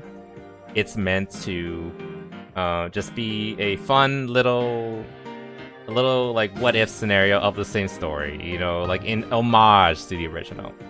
The Odyssey, Christopher Nolan's Odyssey, is deliberately trying to replace the original. Actually, verbatim, they did say that. Christopher Nolan, I think as of like yesterday or maybe like 2 days ago, he said he came out and said how they changed the ending of the story because they found the ending too brutal and misogynistic. Verbatim, he said that. I want to see if I can find the quote here. And then all the articles like supporting the changes and yada yada. I gotta swear it was mentioned somewhere in this video. Here it goes. Christopher Nolan says Homer's original Odyssey ending was so grim and so misogynistic that it had to be altered for the film. In his gritty, realistic take on the Odyssey, he decided, oh, this is too dark. We have to change it. It's too uncomfy. It's too misogynistic. It's too anti-woman. We can't have this. In this gritty, realistic Greek tragedy, we had to change the ending because it was too fucking dark. Again, deliberate subversion, deliberate and malicious subversion versus silly little one-off. So going back to all the way back to Red Letter Media, yeah, there have been movies where casts were changed to be black or whatever, but they were done in the past in for the sake of like, you know, just as like fun little what ifs, and with no malicious malice behind it. This isn't one of them. Jay from Red Letter Media, Mike from Red Letter Media, you're wrong. You're deliberately wrong. Also, if all is the same, what's a really good popular series? Oh, I have one. If all is the same, why don't we change this show? This beloved franchise from the 90s, or was it 80s? I can't remember. I think it was 90s.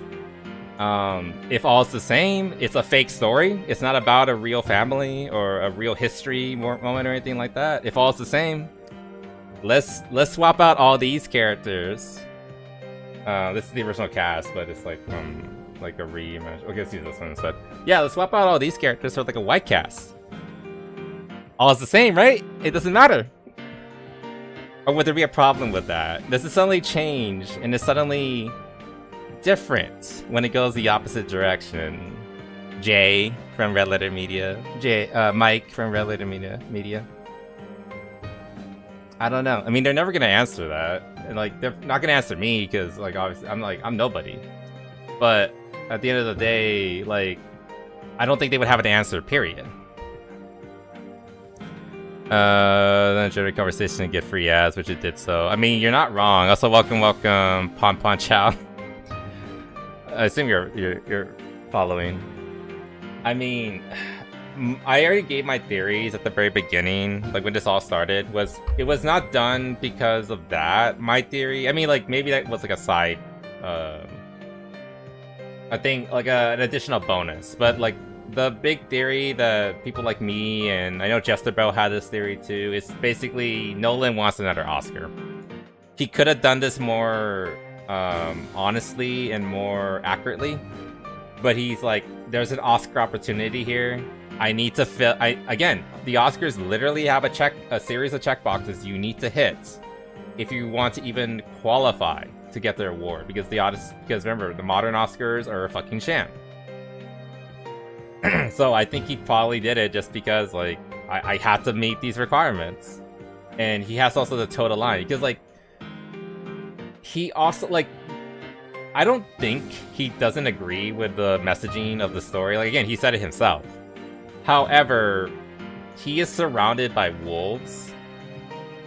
If he did all this and then suddenly came out and said, "Oh, I don't believe in any of that," they would fucking eviscerate him. They would rip him apart. He would lose all credibility. Because if you don't toe the line in Hollywood, then you are blacklisted. People like, for example, Chris Pratt are barely hanging by a thread. Because he's Christian and white, and they barely tolerate hing. Also, he keeps his political opinions to himself. Though, pretty much everyone pretty much everyone else in the industry probably believes that he's, like, MAGA or whatever, Republican, I don't know, whatever. The point is, like, he's not one of them. And they hate him for that. Remember, like, a few years ago, they went on, a crusade against him on, like, old Twitter? Before Elon bought it? So, I think Nolan was just, like, toting in line because he just wanted another fucking trophy. Again, that's just my theory, but, I mean, I don't know. Or maybe he's, like, a true believer. It could be a little bit of both. Oftentimes, it's a little bit of all these, of everything put together. Teo said the movie was bad. The Batch. Really? I did not hear that. Because I know that they based it off a specific, translation by this Emily lady who rewrote it as, like, a feminist perspective, quote unquote, and, like, that's all you need to know to let you know that it's bad. But I didn't know she made a comment about it saying that it was bad. Interesting. Might have fallen. Yeah, like, this is just terrible. Your own tail, Nolan. Keep away from the tails. Yeah, like, again, like, it's also just, like, the extremes of Nolan regarding this. Like, 1 second it's like, oh, we don't want to have orchestras because orchestras didn't exist back in this day and age. However, we're gonna have a black woman who wouldn't exist in this part of the world in this day and age, and it's just, like, constantly back and forth. Like, oh, we want realistic. We want the gritty realism of the Mediterranean, but if you actually look at pictures of the Mediterranean, it's, like, actually really bright and sunny and colorful. It's actually a very beautiful region of the world, and just, like, he doesn't make fucking sense. He's lying out his fucking ass. Like, I want realism, but I don't want the parts that are inconvenient / I don't like. That was basically the whole mentality of going into this fucking movie. That on top of, like, I pulled this video up because I disagree with this guy. Trigonometry. I like Trigonometry. If you don't know who this guy is, again, I try not to do, like, get super overtly political in my my streams. I know I do, but but he's, like, a political commentator I do follow, and I do agree with a lot of his stuff he says. But I have a strong disagreement with him regarding, like, the Odyssey. He's basically kind of hands-waves it, like, yeah, it's bad, and it's a bad messaging, but it doesn't matter. Like, it's like the roles of, like, Elliot Page and Lupita are, like, they're very minor. It doesn't matter in the long run. It's a kind of, like, it's an okay movie in the long. I think he even said he liked the movie, and I think that's just the wrong messaging to take away from this. I think he just got caught up in, like, the epic score and things like that, because, like, that's how it reels you in. Like, it makes you feel like you are watching something epic, but when you actually, like, digest it, it's a very mediocre kind of meh state of a movie. Like, there's no payoff, there's no actual character development, and the deconstruction of, like, characters like Odysseus is just disgusting. Don't care about culture. If they did, they would have been more Greek. Yeah, I don't think they hired a single Greek actor for this fucking role. I remember a lot of people were saying, like, funny, like, memes, like, Like, for Helen of Troy, you literally could just find any random Greek weather lady, because they're all hot. Any one of them. Just, like, find one that's, like, decent at acting, and she would have been perfect for the role. But no. And also, they double her screen time by adding, giving Helen a twin, which makes no fucking sense. Because the whole point of Helen was that she was so beautiful, she literally started a war. First of all, that doesn't look like a woman who would start a war. Second of all, if there was another woman like that, why isn't the Mediterranean on fire? It's just complete disregard for like the continuity and for like the history of the story, the lore of the story, because like it isn't technically history, but it's supposed to be. It's just like it's just more of like Nolan's like picking and choosing what he likes, and if he doesn't like it, he just like tosses it to the side.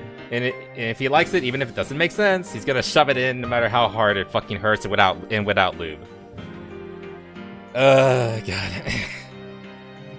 Anyway, I just brought this up. Like he kind of dismisses it because like he's not really an entertainment guy. He's not like someone like me or Justabout or Rav or any of the other people we listen and talk to regarding how important art and culture has in the conversation leading up to like things like again, like actual politics. Like if you normalize this kind of bullshit, and I'm sorry I'm using that word. That's like a word that like really annoying people like to use. Unless there's like more chill song.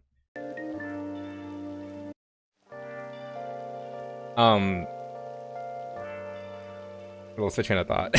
What did I say? When you normalize this kind of nonsense, it lets them know that they can keep pushing it.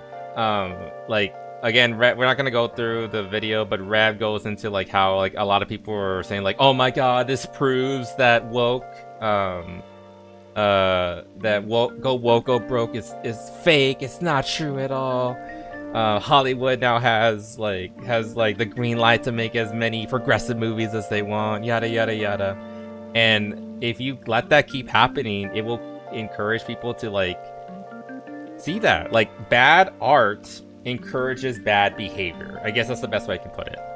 If you show movies that encourage you to like always accept like weak men like Odysseus, or entitled women like this and I'm talking about this version of the movie, not like the actual story. In the actual story, Odysseus is a good role model, but in this version, Odysseus is a weak man.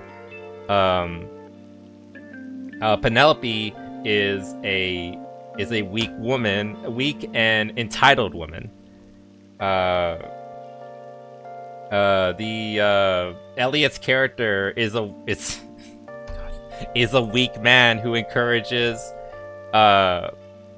self-flagellation for the sake of your enemy and things like that. Basically, you're encouraging bad behavior and bad role models by saying that this should be allowed. I mean, it should be allowed. Like, you can tell whatever fucking story you can, but like the fact that you're just like waving it away and saying that like it's not that bad. Like, I'm not gonna. He only spent like what 5 minutes, 5.5, like maybe 5-6 minutes, just like saying like whatever, essentially. And whereas like other people like Rav, Drinking, Jester are actually like putting the effort into telling you why these are bad characters and why they set bad role models and all that. And like that's why I'm trying to tell you here too. And like a lot of the stuff that Constantine talks about is regarding like, you know, bad culture and people letting bad elements in, being a weak people and letting others like trudge over to you, and that's how that affects wider society and is encouraging you know, crime rates and worse crime rates, poverty and all that. You know, like the saying goes, weak men create hard times. And when you put forward content like this version of the Odyssey, and you don't challenge it, you are encouraging weak men to come out of it, and thus creating hard times. So I completely disagree. All this is just to say that I disagree with Constantine on him. Again, he's an amazing debater. I agree with it, him on a lot of his politics. But he's being a fucking moron regarding this. I think I'm trying to be like a little fair with him, because he talks more like directly about politics. He's not aware of like things like culture war and cultural Marxism and things like that. Not to the same extent that like people like me, the people like us, are like painfully aware of. So I'm trying to give him like some leeway, but overall he's being fucking retarded. Mr. Castaway acted to the Latin voice leads. He also John Lesnar, who also played Luigi in the 1993, criticized the 2023 animated reboot for its lack of inclusion and choice to cast white actors instead of Latin voice leads. He also doing whiteface in this movie, apparently. What? Also, why would there be Latin voices in like the Mario Bros movie? They're from Brooklyn. What? How many people act based on the story? That's why we should spread the word on. Yeah. So yeah, like it's just the psycho of it, and like I wish he was pushing back against it. I think he's kind of just talking about it simply because Mario's Italian, but he's also American. Italian American. But still, whatever. Anyway, the point is, like, that's pretty much it regarding the Odyssey. Again, I recommend watching, we didn't really get into it, but Critical Drinker was like, they were trying to like cancel him for making fun of it. Here, that like the faking ticket sales, like all that. Disastrous Triumph, that's what he called it. I recommend his review. It's like a quick 10-minute review. If you want something more in depth, watch Jester Bells. Yeah, she's great. Drinker really needs to invite her onto the Open Bar podcast, because like she has really good insight. She's really smart and she has great tits. I mean, what? I mean, she's awesome. Anyway, she would make the show better. She has a lot of good insight. She's also a movie maker herself. So I think, again, just put her on the fucking Critical, or on EFAP or something. Like, she should be talking to the other like big movie making movie discussion critics and all that. Like, she'd be great for it. Anyway, but yeah, Odyssey, it very much feels like an AstroTurf triumph, so to speak, of all the people who want to like pretend that it's good. Anyway, I'm gonna move along. I don't.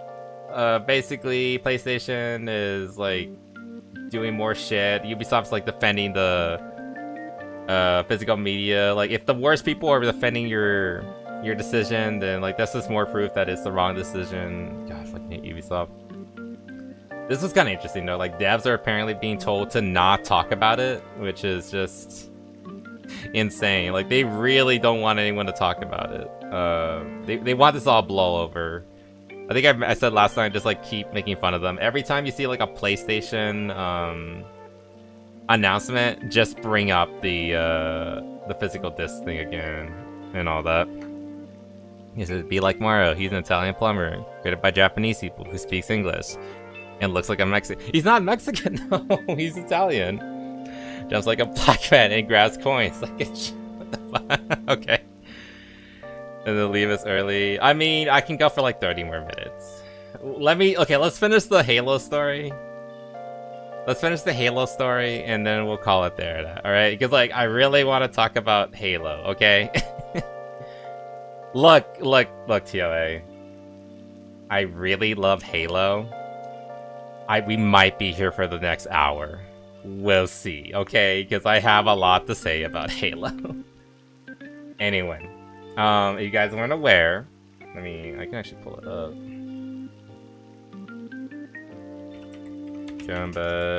Oh, it's campaign, right? Yeah. Campaign. Oh boy! Here it is. Motor is very inclusive. It is! He's the most inclusive guy. Oh, this looks so bad. Okay, in case you weren't aware, people are already getting early access to Campaign Evolved, because apparently all these people, it's not even out yet technically, but these are all people who who got like the special edition or whatever and got it early. So people are already seeing campaign evolved, and gosh, it looks so bad. Oh my god, it looks so bad. It looks so bad. What did they do to my boy? Oh my god. And I don't like the art style. It's just not the same. I hate Unreal Engine so fucking much. I mean, that's kind of cool. You can fly with the seraphs and all that. That's kind of neat, I guess. And there's brutes and like there's like prequel campaign. There's like a pre. From what I remember, there's like a couple of additional prequel missions, and brutes are available. Like, that's kind of cool. I like fighting brutes, at least like in Halo 3. Not so much Halo 2, but these kind of look like Halo 2 brutes, but we'll see. Anyway, the point is, it's god damn it. What was my train of thought? There's a lot of shit going on. Yeah, the results are mixed. Like, even the early adopters, these are the people who like paid early. These are like your most like fervent fans. They were willing to pay extra to get in early. And even amongst them, they're giving you mixed results. They're saying it's not good. And we're hearing all sorts of things like the game is super buggy. It's not launching correctly. I heard like this really weird thing where like it will launch, but if you have the concept art book like activated in your Steam account, it will actually break it, and it won't let you launch. You have to like disable it. You know, that little extra goodie that you paid an additional $10 for to get the because you wanted to support the company and you just really love Halo, and you want to see like the concept art and all that. That little additional thing that you have to pay for, you have to disable it just to play the fucking game. And then like there's all other stuff, like you have to log into a Microsoft account on PlayStation. There's all this stupid fucking shit. And that's before we even get to like the new changes, like regarding like character design, like Cortana looking like that. Oh my god, her chin is bigger than mine. Well, how is this happening? Okay, when are we getting the new combat involved? When I get my new model, I'm still waiting on it. I'm sorry. That's not gonna happen until like maybe again like summer next year at the earliest, I feel. But anyway, Halo playthroughs after Gears. Well, I don't want to spoil anything, but we might be doing something next week regarding Halo. I am in talks with somebody, and we might be playing Halo next week. Anyway, that's besides that. Let's stay on topic. You guys are distracting me again. I do want to watch this video real quick. Oh god. Okay, she doesn't look that bad. That's not real. Footage is pouring in. Oh my god. But then just like all the footage of like, let's see. I just want to like go through the footage and just gonna talk about like what I think of it. About broken at launch. Okay, we already kind of talked about that, so that's fine. Hey, what's up, guys? Rip here.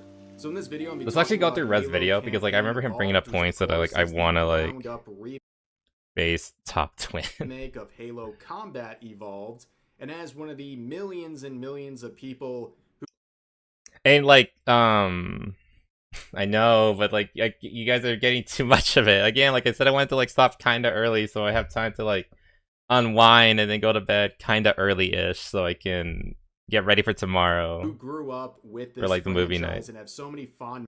Oh yeah, and like Rev, like I kind of grew up with Halo, like to really like drive home like how important Halo is to me. I'm not like as old as Rev. Rev is saying how he played Halo 1 when he was he didn't give an age, but I assume he was like, I don't know, high school-ish when he played Halo 1. I didn't play Halo until like middle school, and it was Halo 3 actually. That was my first Halo game. It was around the time, a few years into Halo 3's life cycle, and like a few years prior to the release of Halo Reach, which as most people know was the last, which was Bungie's last Halo game. Also, Halo ODST had not come out yet either. And I remember just absolutely falling in love with it. At my first was Halo 5. I'm so sorry. That is a terrible introduction. Oh, just go. Oh my god. You have an Xbox. You should have a Master Chief Collection. Just go play the Master Chief Collection. You should be fine. It is early. It is past 5 in the morning. I'm sorry, Templar. I'm sorry. Okay, I'll wrap this up soon. But anyway, the point is, I have a pretty long history. It's like the second, first-person shooter I really got into. First was Call of Duty, but then it was Halo, and I fucking adored Halo 3. It was truly magical. Like, the campaign was amazing. Like, even if I didn't know what was going on, because again, I'm coming in at the very end of the trilogy, I still could feel the weight, the emotion, like the seriousness of the situation. And this new game fucks that up, like, super early on, as we're gonna see. Again, we're gonna pretty much watch this entire video. It truly felt like a proper, like, military shooter, but with, like, you know, a sci-fi edge to it. Like, it felt like it could happen potentially in the future.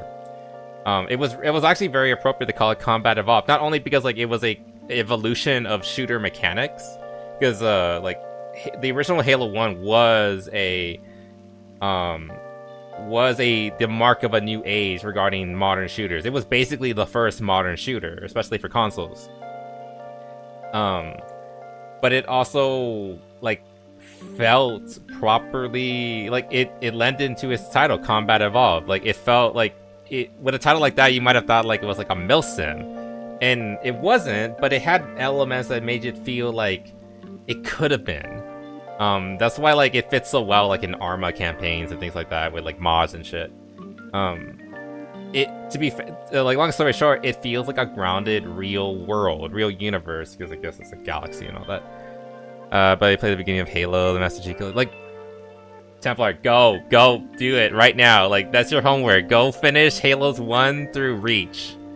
Go do it. Like, that's all you need. Like, ignore 4. We don't talk about 4. But all the other ones, go play them. Go play the campaigns. If you're not super good at shooters, just play normal. It's fine. 1, 2, 3, ODST, Reach, and that's it. It's the right order. That's all you need to play. It's the first 5. This in release order. 1, 2, 3, 4. 1, 2, 3, ODST and Reach, and, like, again, that's the release order. The kick point shot. I'm sorry. Maybe I did, maybe I won't. Anyway, let's go on. Memories, especially of the early installments. All I can say in response to what we're seeing is, look how they massacred my boy. I'm feeling that too. What did they do to him? Alright, let's just go skip it. But also, it's riddled. I hate the new look. They're like, everyone's saying like it's graphical upgrades. I don't agree. It's not graphical upgrades. I'm just so sick of the Unreal. It just looks like an Unreal game. And I made it very, very clear that I despise Unreal Engine. It's so fucking bad. Twink Master Chief. I'm sure there's art of that. You can find it. No, they didn't turn Master Chief into a twink. Oh my god, this though. We already talked about like how bad, but then they have stuff like this, like Manjaw Cortana. They added Marine Lady. That's just a girl goss. To expect in the current world, all that, the critics absolutely love this new game, giving it very sterling. Yeah, like all the reviewers are giving it like 10s, 9s. This is the one outlier is giving it like a 6. I think like at best it's like a 6 or something like that. Reviews, but I want to focus on one. I'm surprised IGN is kind of being somewhat. One review that's not listed here that's gone viral, and it really, score is a. Oh yeah, this one's funny. I won't lie, it was great to be playing Halo again when the frame rate wasn't tanking, but it's hard to not feel like the franchise, Xbox, and everyone involved has been severely let down in recent years. We've had one new Halo game, Infinite, since 2015's Halo 5. Xbox has almost imploded due to years of mismanagement and resulted in thousands of employee layoffs, and Microsoft remains a BDS, boycott, divest sanctions list in connection to what a UN commission declared a genocide in Gaza. Whereas the original Halo brought with it promise of a new era for the game, its remake feels like it's part of being developed to make us feel good things about the brands again. Nostalgia and the reality of today have really clashed so heavily. The reason this person is not giving a higher score, the reason why they gave him a 70, is not because it doesn't look like Halo, or because the characters look fugly, or it's just an overall downgrade of the original. No. The reason why this person is giving Halo a bad review is because of that one time that Microsoft was selling electronics to Israel, and therefore was apparently contributing to genocide in Gaza.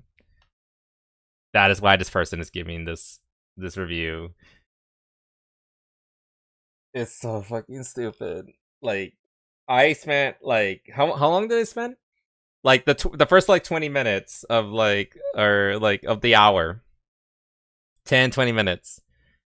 Give you like my misgivings, and like these are just like basic baseline misgivings. And nowhere in all of that did I ever say anything regarding like real world events. These people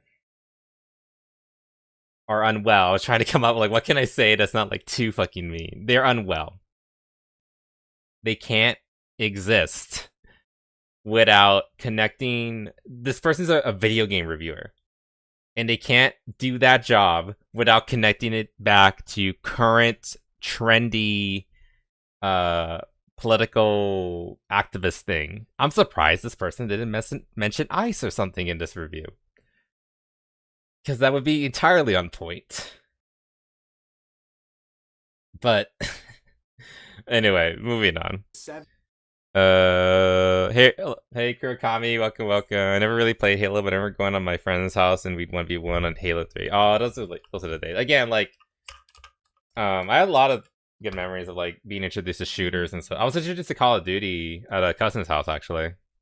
Indy saying this. And I think my first introduction to Halo was probably Halo 2 at like a Target or something.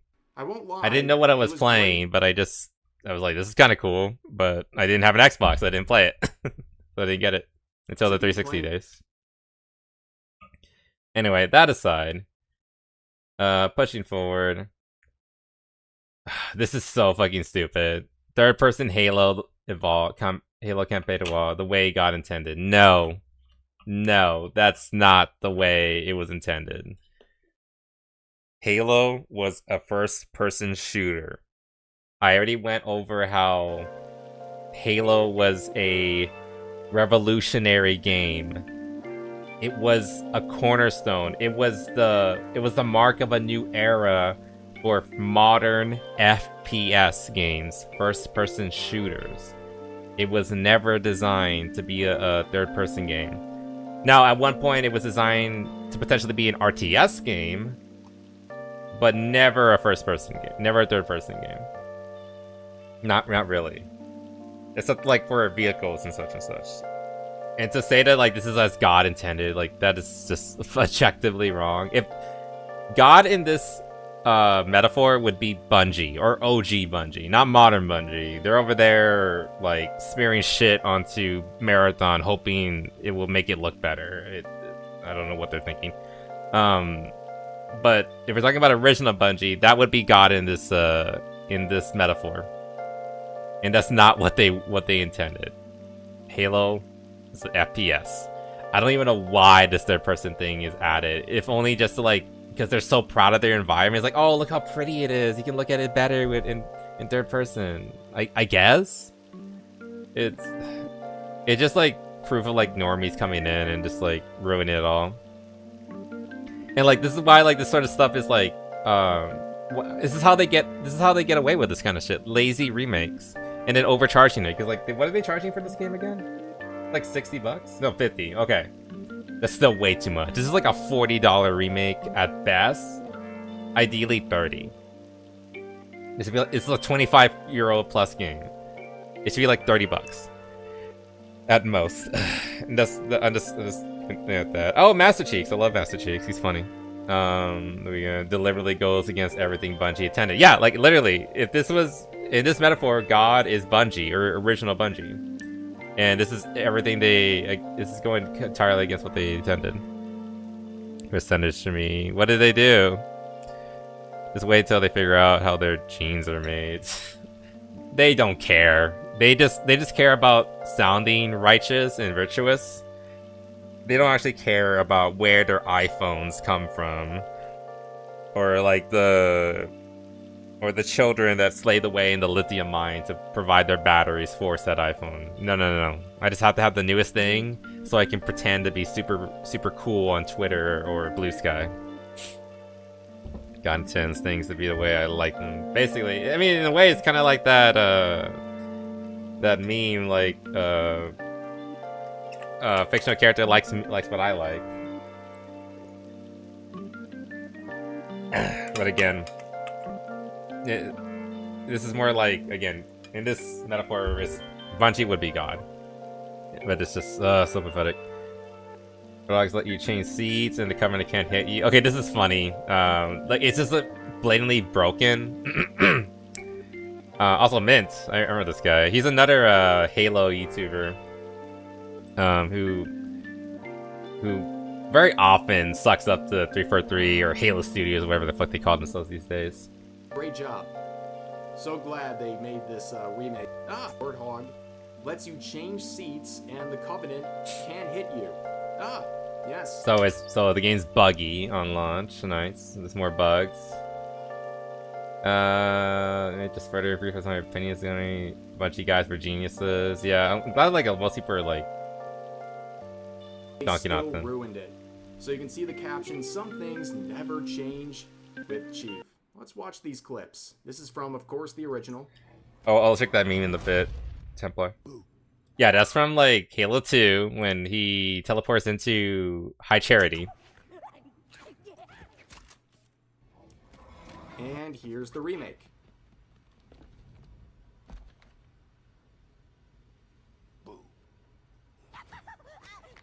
Oh my god. So bad. It's so much more lifeless, and like a big part of the issue is that the voice actor, I can't remember his name, Chi's voice actor is getting very on in years. He just doesn't have the energy anymore they used to have back in the day. Like, he can still do the gravelly voice, but he just sounds so tired. Especially, and it's especially noticeable here because this is supposed to be a younger Chief. Chief at this point in time should be like 33 something ish at this time. Like, if this was like Halo 5 or God forbid they do Halo 6 or Halo or Infinite, and maybe God forbid they do more Halos in the timeline, and they still keep dragging Chief back, then sure, I guess like the more tired voice would be appropriate. But this is supposed to be like Chief at his prime. Like he's raring to go, and he doesn't sound like he's in it. He doesn't sound like he cares. Like, I don't think the voice actor cares. I don't think most of the voice actors care. If you listen to like all the voice lines. Chief needs an ending. He had an ending. He had one at the end of Halo 3. And then they just dragged him out again. Did they achieve basic? And the more they show this fucking remake, the worse it gets. Also, this shit is so ass. This is literally me. Still the joke and told it worse. Goddamn. Yeah, basically, yeah. Like, it was such like Halo 2 had so much energy. Like, I loved it to describe the original trilogy in terms of like its tone. Halo 1 was young and ambitious and bombastic. It was young and ambitious, but still a little shy. Like they were testing the waters, but you know, they were still like relatively confident in what they were doing, and they were confident. Halo 2 is brash and bombastic. It has like rock. It has tons of rock themes and guitar riffs. Like Sergeant Johnson really comes into his own there. Like, he has like his iconic lines of like, "I know what the ladies like," and like they really went hard with Halo 2 and making it a bombastic piece, and that's where that line comes from. The boo line came from Halo 2. And then Halo 3 is a grand epic closing. Like, it has orchestral themes, it has grand vistas. It's ironically, it's like the Odyssey of the Halo series. It's sorrowful because we're coming to the end of the story. Like it's properly it's bombastic in like a more mature orchestral kind of way. Again, and ironically, Odyssey didn't have orchestras. This things can be summed up in one word: selfishness. It's all selfishness being marketed as being for the greater good. Pretty much, yeah. Like it's, well, first it's selfishness in the sense of like they just wanted a cash cow because like Halo has been like tanking. Like Halo Infinite died within like the first 2 years. It's been like running on fumes for the past like what 5 years now, and they needed some kind of like easy win, but they can't even do that. So instead, they had to like they had to change it, and that's where more of the selfishness comes in, where they had to like they had to make it modernize it. They had to make Cortana ugly. They had to add female Marine girl bosses, even though female Marines were already in the game and they were already badass. Told worse. Though to be fair, there weren't any. Look, here's one change that would have been fine. Here's one change that would have been fine. They could have just added female Marines, and they could have like make them act like they did in like Halo 2 and 3. Because Halo 1 did not have any female Marines. The only women in Halo 1 were Cortana and the pilots. Foehammer. Those were the only women in the game. And I believe maybe some technicians, and that was basically it.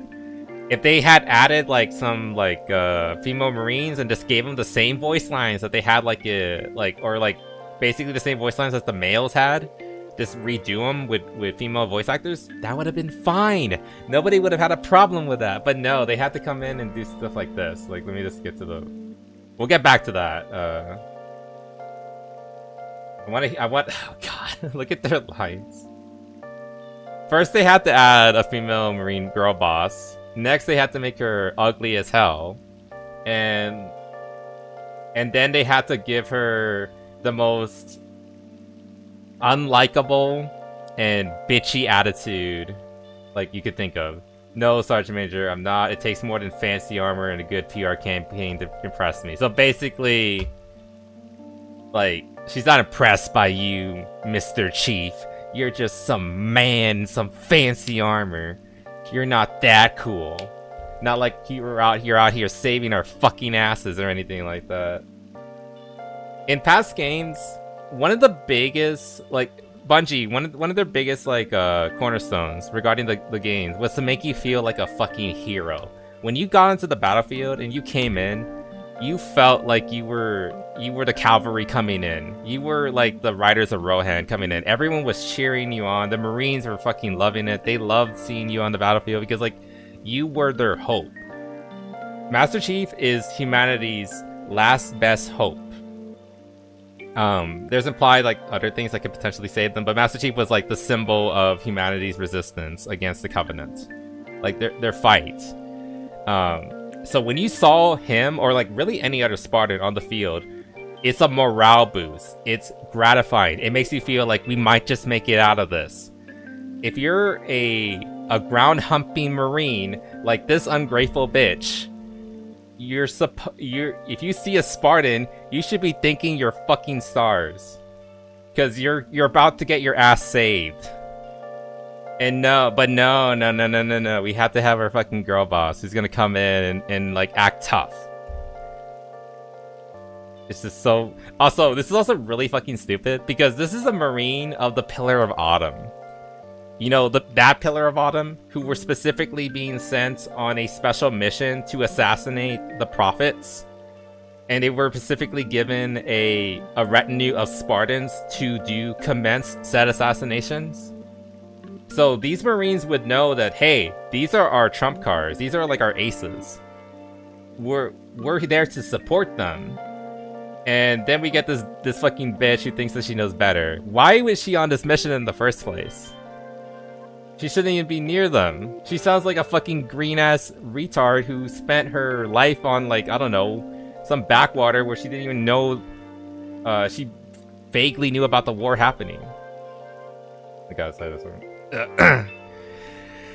Imagine she turns out to be a female Spartan. Oh my god. They would fucking do that, wouldn't they? They would be like, oh, by the way, that Marine, Williams, oh yeah, turns out she turned out to be this random Spartan in Halo Infinite or whatever. Ugh, God, they would totally do that.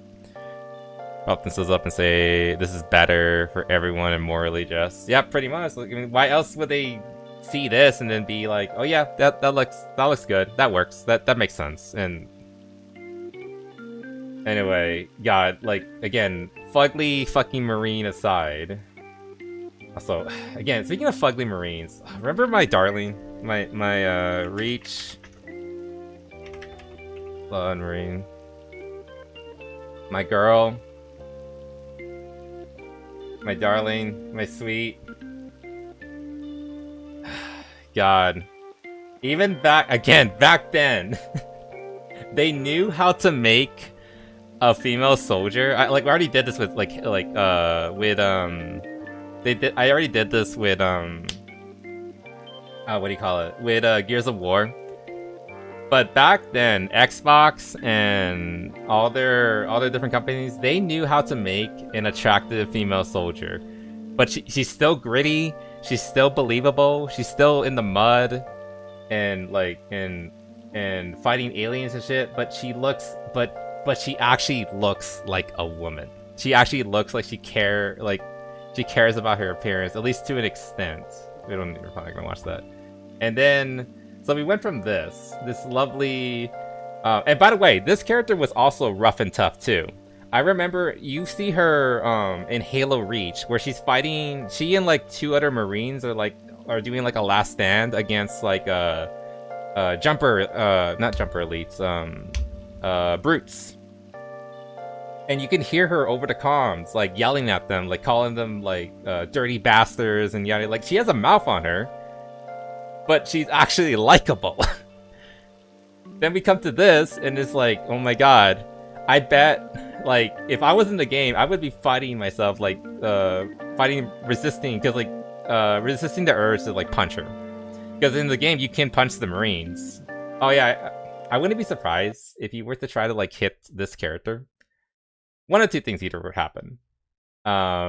Either she would be invulnerable, you can't hurt her whatsoever, because they know that people are not gonna like her, so they decided to, like, preemptively make her invincible.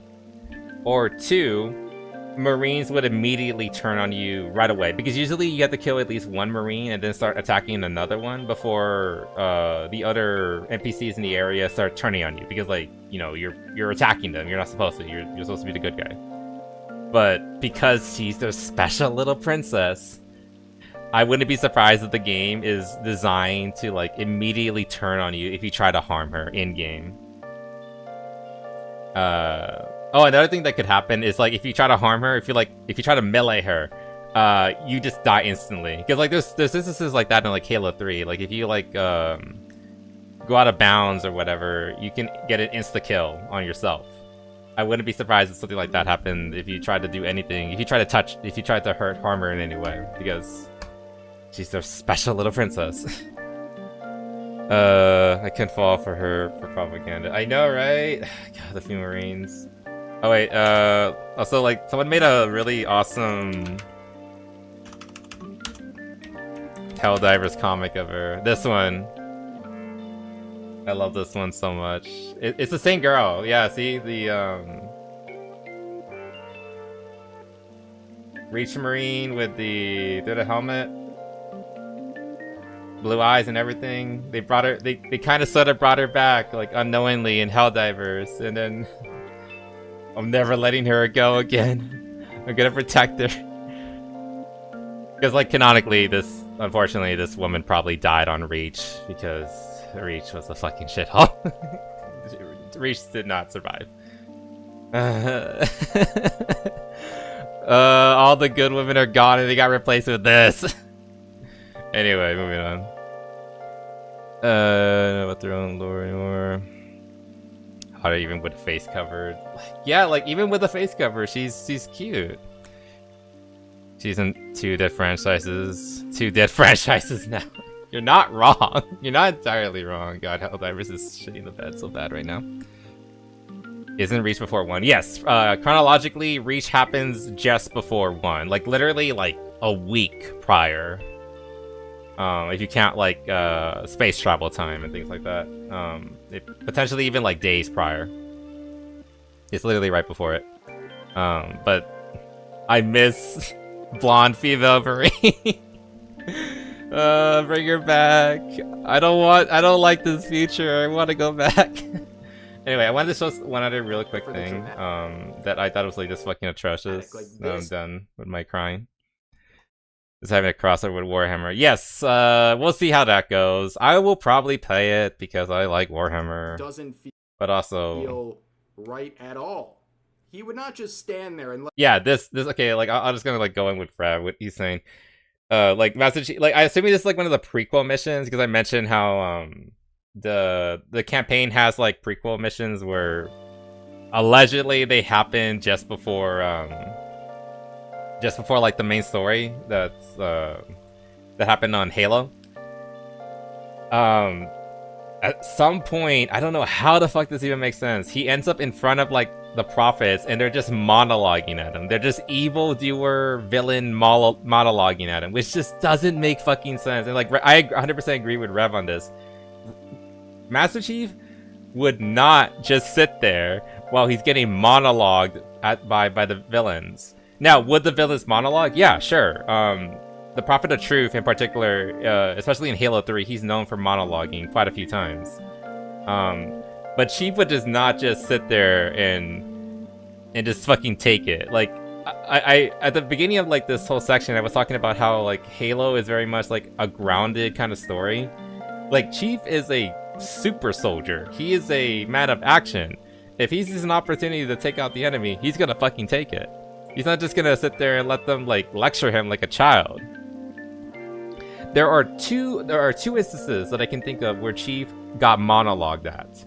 And both of them, he had no way to like fight back. The first one was by the Grave Mine in Halo 2 when he got captured by it. In that section, he was literally being held down by tentacles.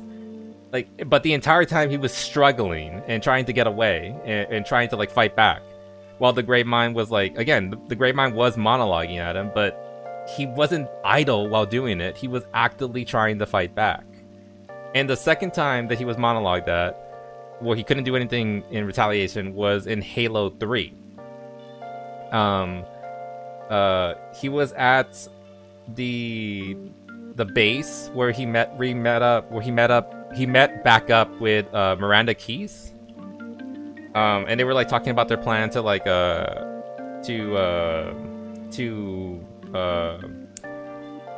bomb the dig site that the Covenant had been digging up near New Mombasa.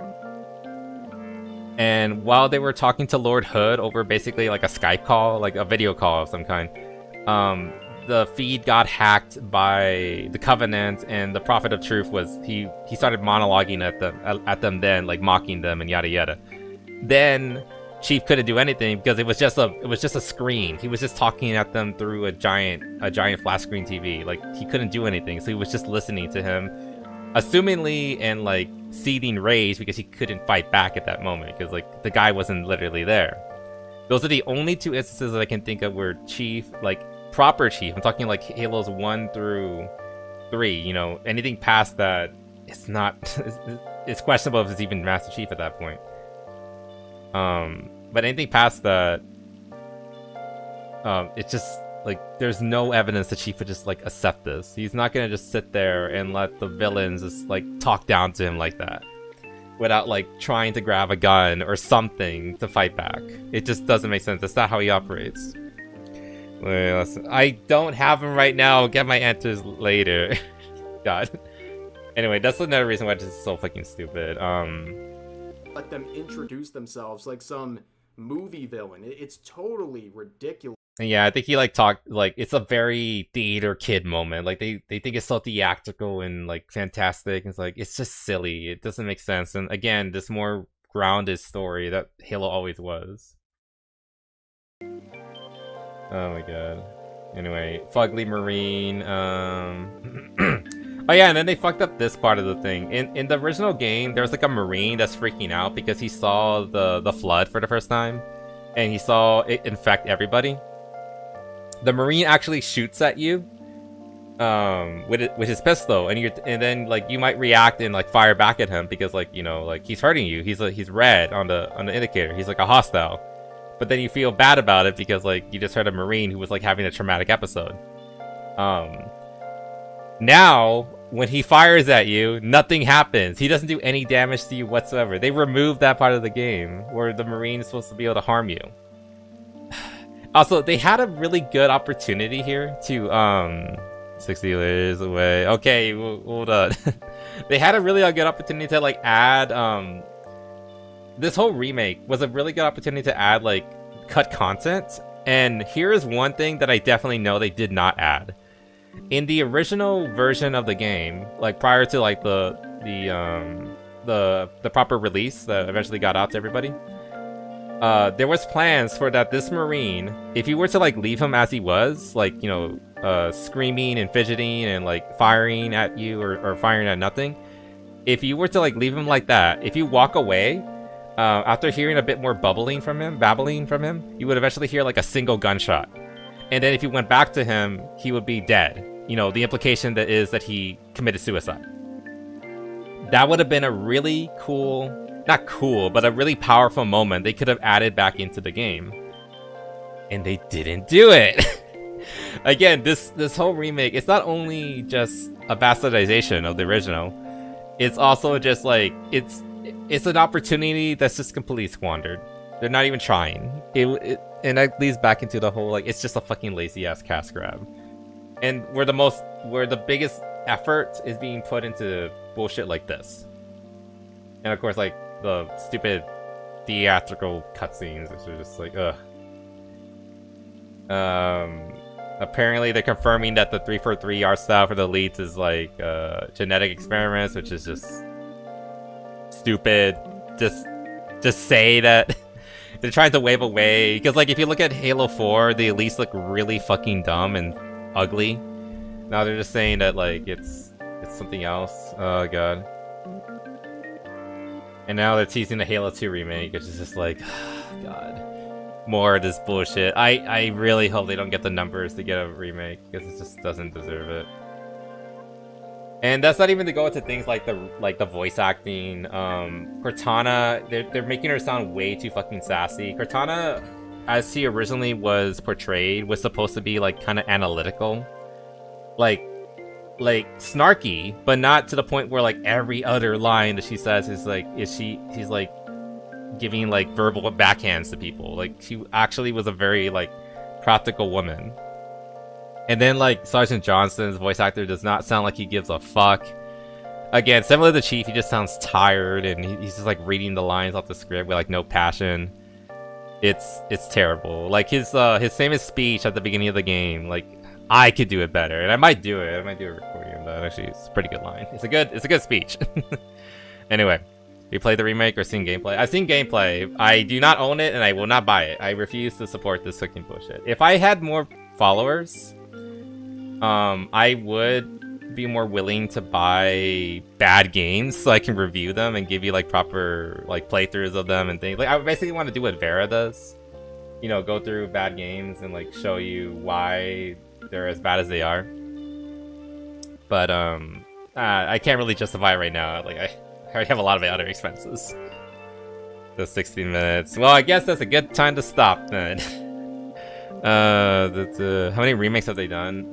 Technically only one so far. They did do the Halo 1 Master Chief Collection Enhanced Edition, which is basically just a it's just like a texture pack, really. It doesn't really do much more than that.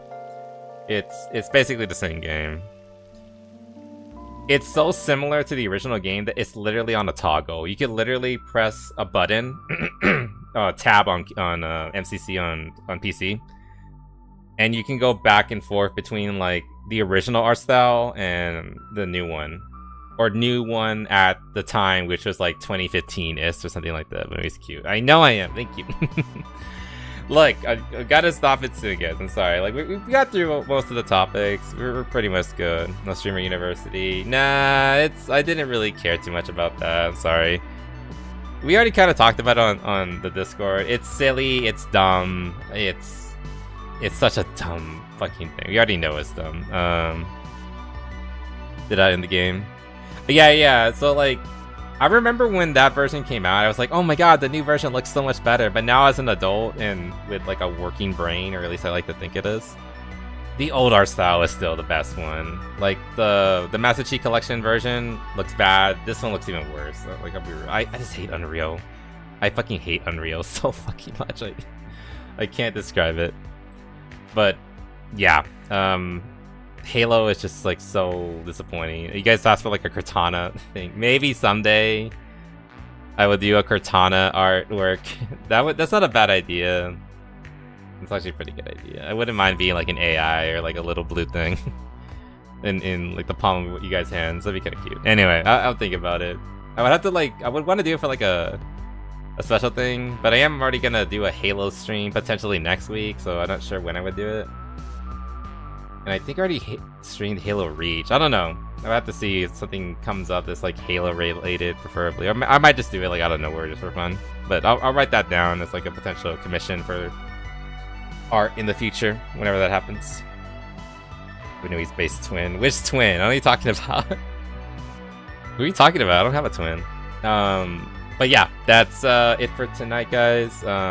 Remember, tomorrow is movie night or movie afternoon, whatever you want to call it. It's reminder, it is 12 p.m. CST. Shrek 1. Sorry, TOA, but we're gonna be watching Shrek. I have the movie ready. I have the player ready. I had to get like a special player and everything. It was annoying, but I have it ready, so we will be able to watch that tomorrow at 12. I will put an announcement. I will put an announcement right now on the server with the proper time, and so it will translate to your local time, so you'll know exactly when it is. I'll put it in the announcements.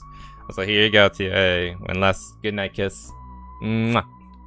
Thank you. But yeah, I will see you guys for that tomorrow.